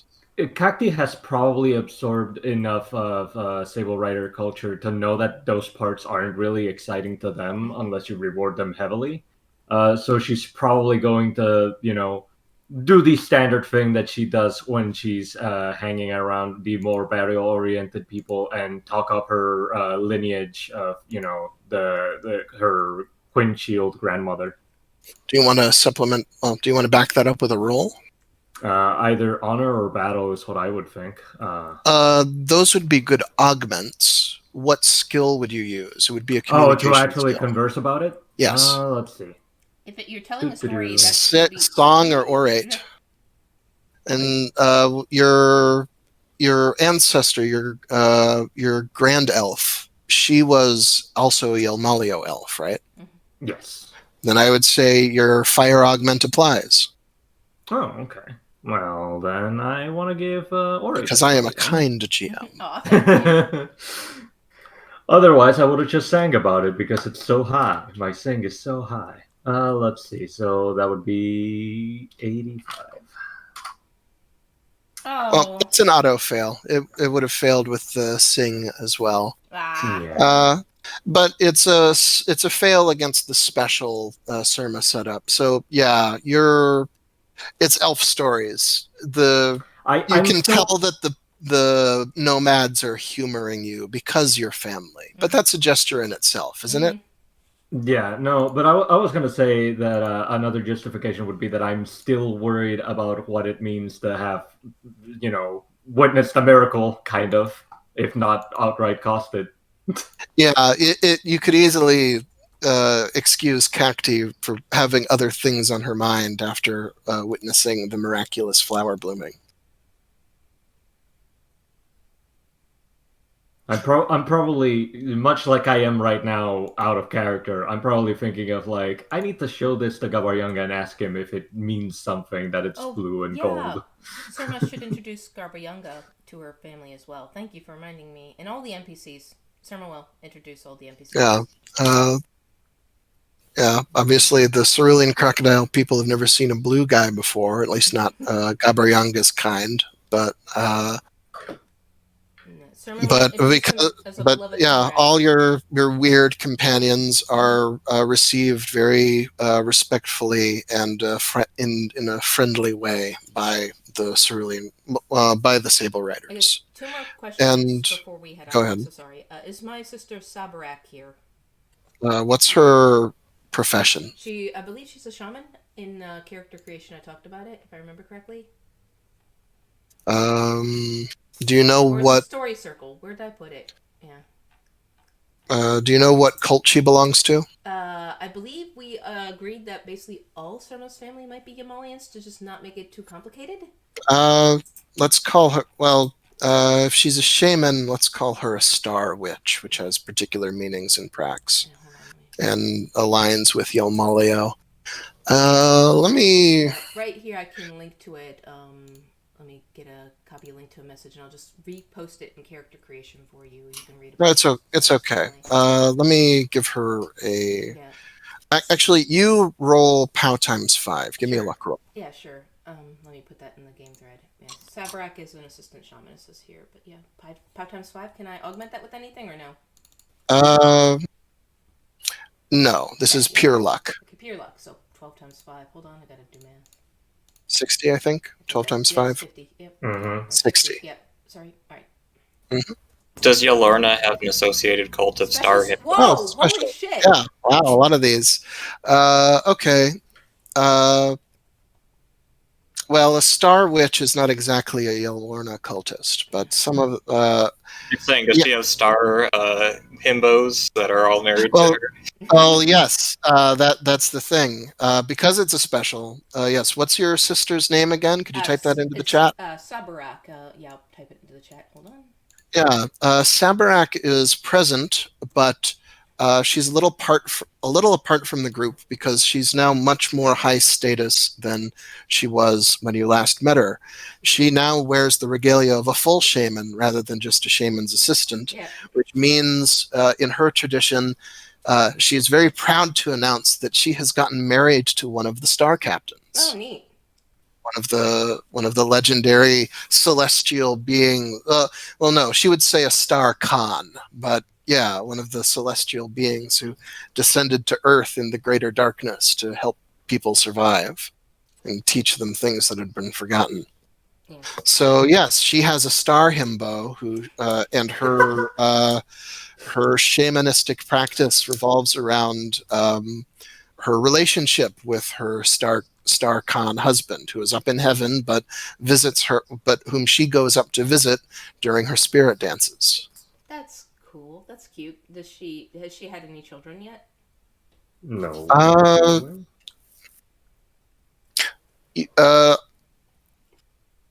We'll make a roll that may indicate she's had a child at sacred time at the end of the year. Sounds There's good. a roll to determine whether there's been a particular event in your character's family. If it's a child, there's a good chance it's hers. Yeah. Because yes, there's a good chance she can have a star kid, or she might invite a man of the right cult into her camp to play the role of her Khan during drug-assisted ceremonies. Nice. Which it's a deep, deep honor for someone to be invited into for a bunch of obvious reasons. Yep. So, yeah, Surma, as I just quoted, Surma's relationship with her sister before she went off to Ezrelia was strained. So it's a bit of an awkward reuniting. So I don't want to roleplay it out too much, but yeah, hopefully she's able to kind of mend the fence here a little bit with Sabarak. A special success indicates that she did. Yeah. So they come away, like, you can tell they start off, like, prickly, but they come away much warmer with each other. Yes.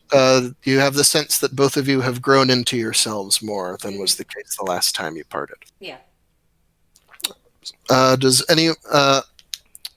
Before I forget, Kakti, you show the flower to Gabaryanga? I do want to ask Gabaryanga about it before we leave. So yes, I would show it to him.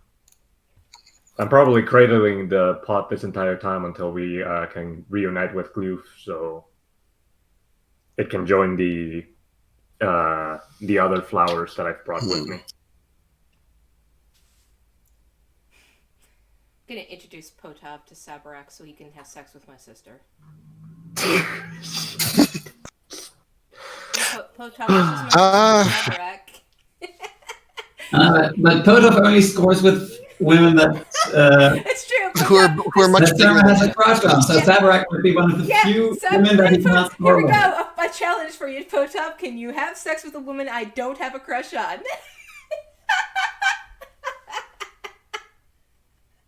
Sorry, keep talking about the flower. I'm just fucking around.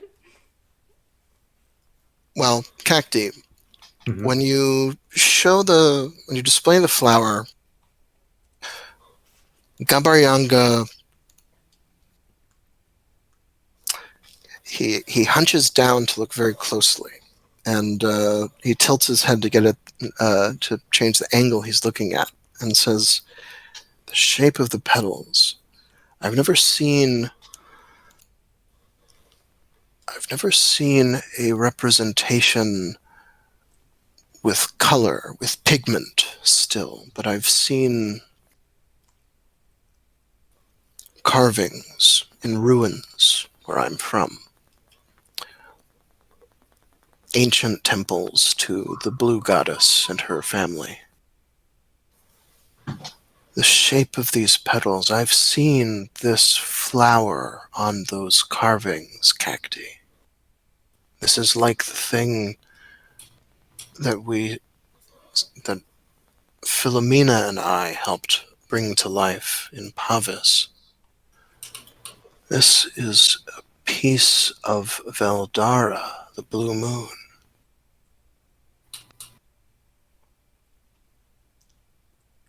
Well then, What shape is it? I assume thematically it would be like little crescent moons at the tip. Don't of the say petals. orchid. Don't say orchid. No, it does not look like those horrible, ugly plants that were just discovered. No, it has 8 equally sized crescent-shaped petals. The shading of blue on the main body of the petal and gold on the rims sort of is reminiscent of the phases of the moon, but not the 7 phases that the red moon people talk about. Instead, an 8-phase formulation of darkness passing over the moon. Mm. It must be a very tiny flower, since apparently they grow in bushes. I mean, it grew from the hilt of a little ornamental wooden spade. Yeah. It's very small, and you can hold the little pot you've got it in the palm of your hand. Hmm. I don't know if I like. Here's the thing. With my plant lore role that I successfully transplanted it with, do I know if this unique moonflower is just as, or perhaps even more poisonous than a regular moonflower?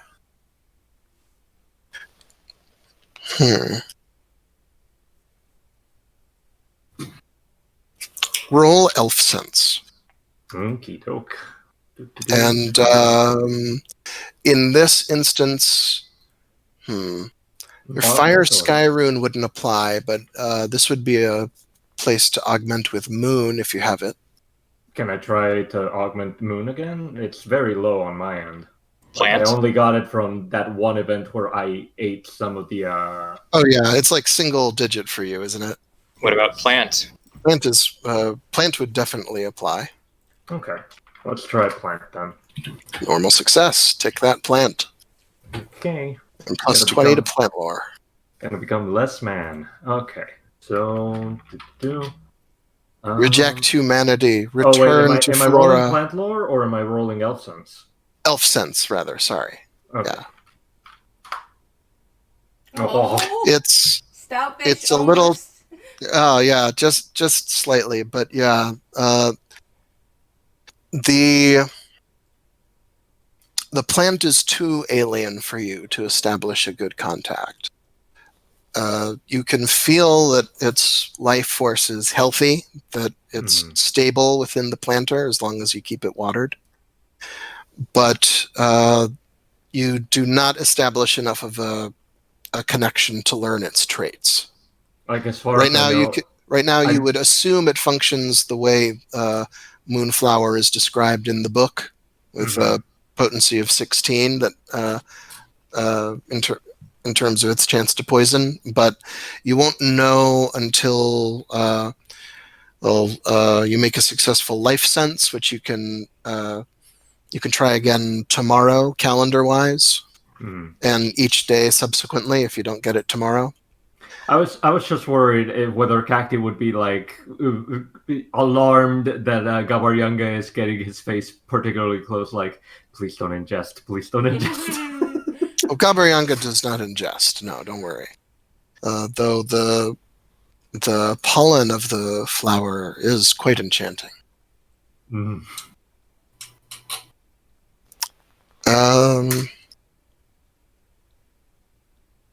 Gabaryanga doesn't know anything more than what he's said. Do you have anything else to say, Cacti? Cacti will share how the flower came to be with Gabaryanga. Tell him, of the offering at the shrine, the event that happened near the statue of Vovoria, one of Aldria's sisters.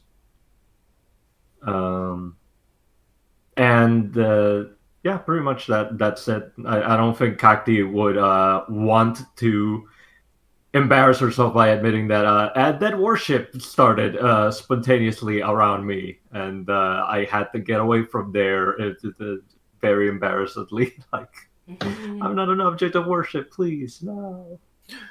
Well, Gabayanga says, we don't call her Voria, but we recognize a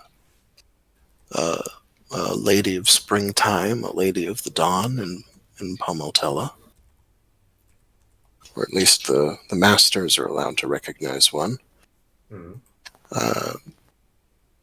But I'm just astonished. You didn't pray to the blue goddess. You didn't pray to one of her family, yet here this is. I don't know why it's here, but I'm pleased. Kakti will not, because she also doesn't know if there is any significance to the coloration of the moonflower. Gabaryanga does ask, do you think it would be possible to breed more flowers from that one? That would be a plant lore roll. Okay, I'll do that. No augment, right? Let's see. You just gave the plant augment would apply. Oh, the plus 20? Mm-hmm. Okay. Special. I mean, it has pollen. Yeah. You couldn't breed it exactly because you only have the one instance of the plant. But if it can be nurtured to grow into more of a bush form, then it might be possible to transplant more of it into further cuttings to produce clones, if not proper breeding. So I'll just I'm inferring that from what I know of regular moonflowers, essentially. And plants generally. I'll share that knowledge with Kabaryanga that regular moonflowers can grow from cuttings, as they are a flower that blooms from a bush. So it is possible that I could make more. It will take time. And it will also take me knowing the conditions that a bush of this unique type of moonflower are, but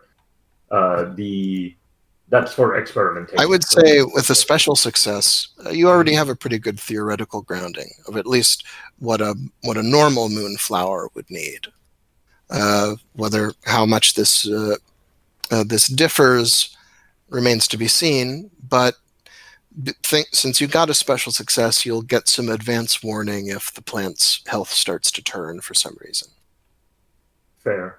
I think that Kakti would probably remember bits and pieces of maybe conversations that she may or may not have overheard from Potav and Kabaryanga, and share that maybe there's some significance on the fact that this moonflower is blue and has those markings, and that a regular moonflower would be red, since they seem to touch on the whole color-changing goddess theme every now and then that they talk.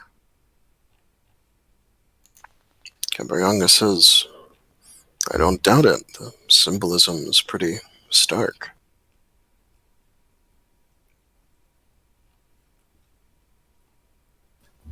So yeah, Kakti's just gonna keep a hold of the potted plant until they can reunite with Gloof. Does anyone have anything else you want to do at Ronegarth? I have one thing that Talak would like to do, but it will probably be, we can probably handle it relatively quickly. Talak would like to climb the wall. What was your Earth Augment earlier? I think my Earth Augment was just a normal? Yeah, sure. Simple climb roll, your Earth Augment would apply. A Mastali who loves heights. Very sky-focused Mastali.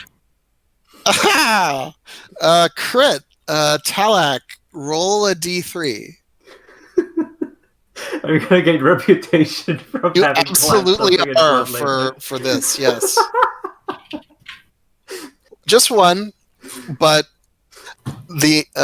but yes, there is a story in Ronegarth nowadays of the day a surprisingly big Mustali just sort of clambered up the wall like a spider and started running across its top and parkouring. Everybody was really impressed. He moved like the Fraxians have only seen baboons move like that. It could have been a baboon. Yeah, from a distance, it's hard to tell. That's why he's not getting more reputation. People are still yes. doubting whether it was a Mustali or a baboon. Some people are pretty sure it's a famous baboon acrobat who is also a traveler along the Zolafell. Lanky. The great Lanky Kong.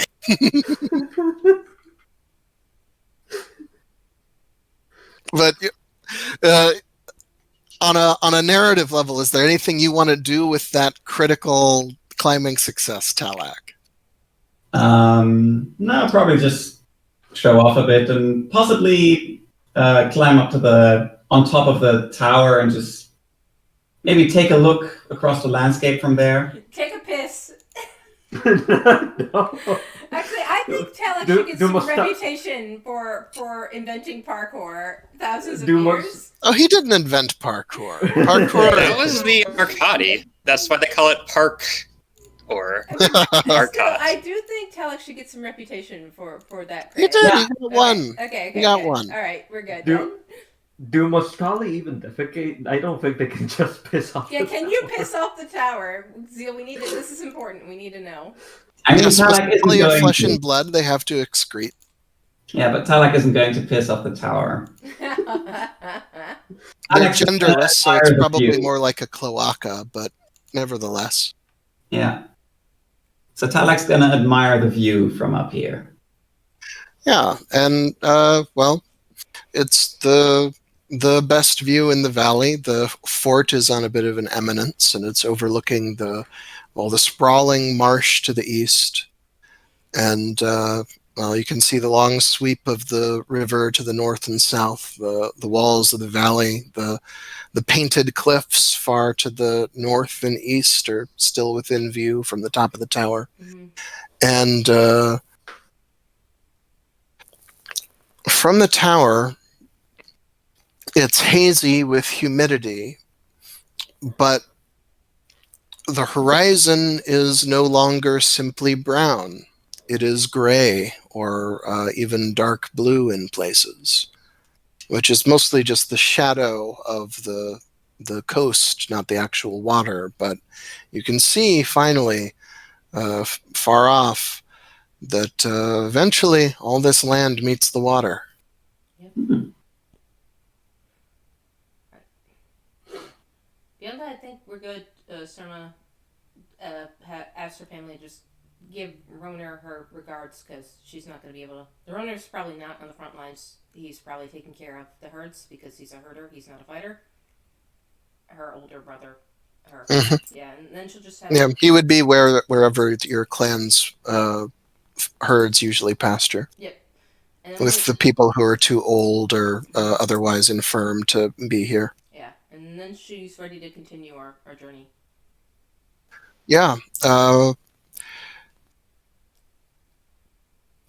I don't want to go any further since Philomena isn't here. Mm-hmm. But I'll say that staying on the west side of the river, you get to the south end of the Great Bog around nightfall. And just as you're getting clear of the swamps on your left, heading south, mm-hmm. Well, you've passed some farming settlements that are still active, if a little beaten up from the violence of the previous year. You pass some settlements that are completely abandoned, and you pass plenty of other White Bull patrols. And at the end of the day, just as you'd be looking for places to set up camp on good ground, well, you see one of those patrols, and they are the light is already dying. One of them has a torch out, and they are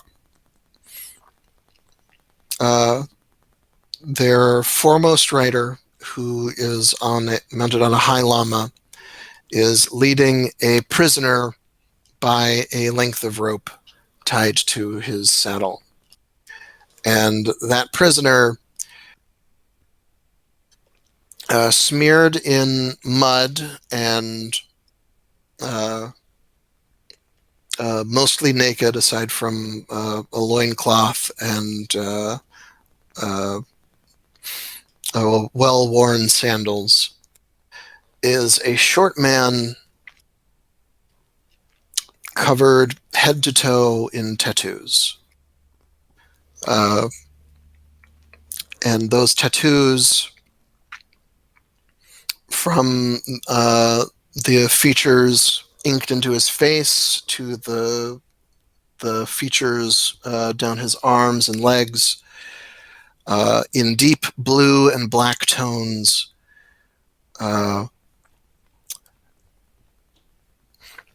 overlay his human features with those of a bat. And it's at that point you're all in tune with the quest you're on. But Potov, you feel a sense of sudden deja vu to your divination with She Who Waits. With the blue bat. On seeing this man tattooed all over with bat features. The illustrated man. And that is where we'll leave it. We'll pick up with whatever you do at the end of Clay Day. All right. With that meeting. Gonna go say hi to Poojaleg, the rebel god. Mm-hmm. Yeah, cool. I will make a note, before I stop. But let's stop recording now. As usual, the closing out, do level ups, level up passions. Yes, you've done enough writing that everybody gets a check-in ride, in addition to manipulating your passions. And additionally, any upping on runes or anything like that for this session? No. Okay. You didn't negotiate a stage of the quest today. You are on the doorstep of a stage of the quest right now. Sounds good. All right. Well, then anybody have anything final to say before I stop recording? I hope we're keeping track of how many ride rolls we owe Philomena. Right now, she's only owed one, I think. Yeah, one. Okay. All right. Goodbye, everybody. Mm-hmm.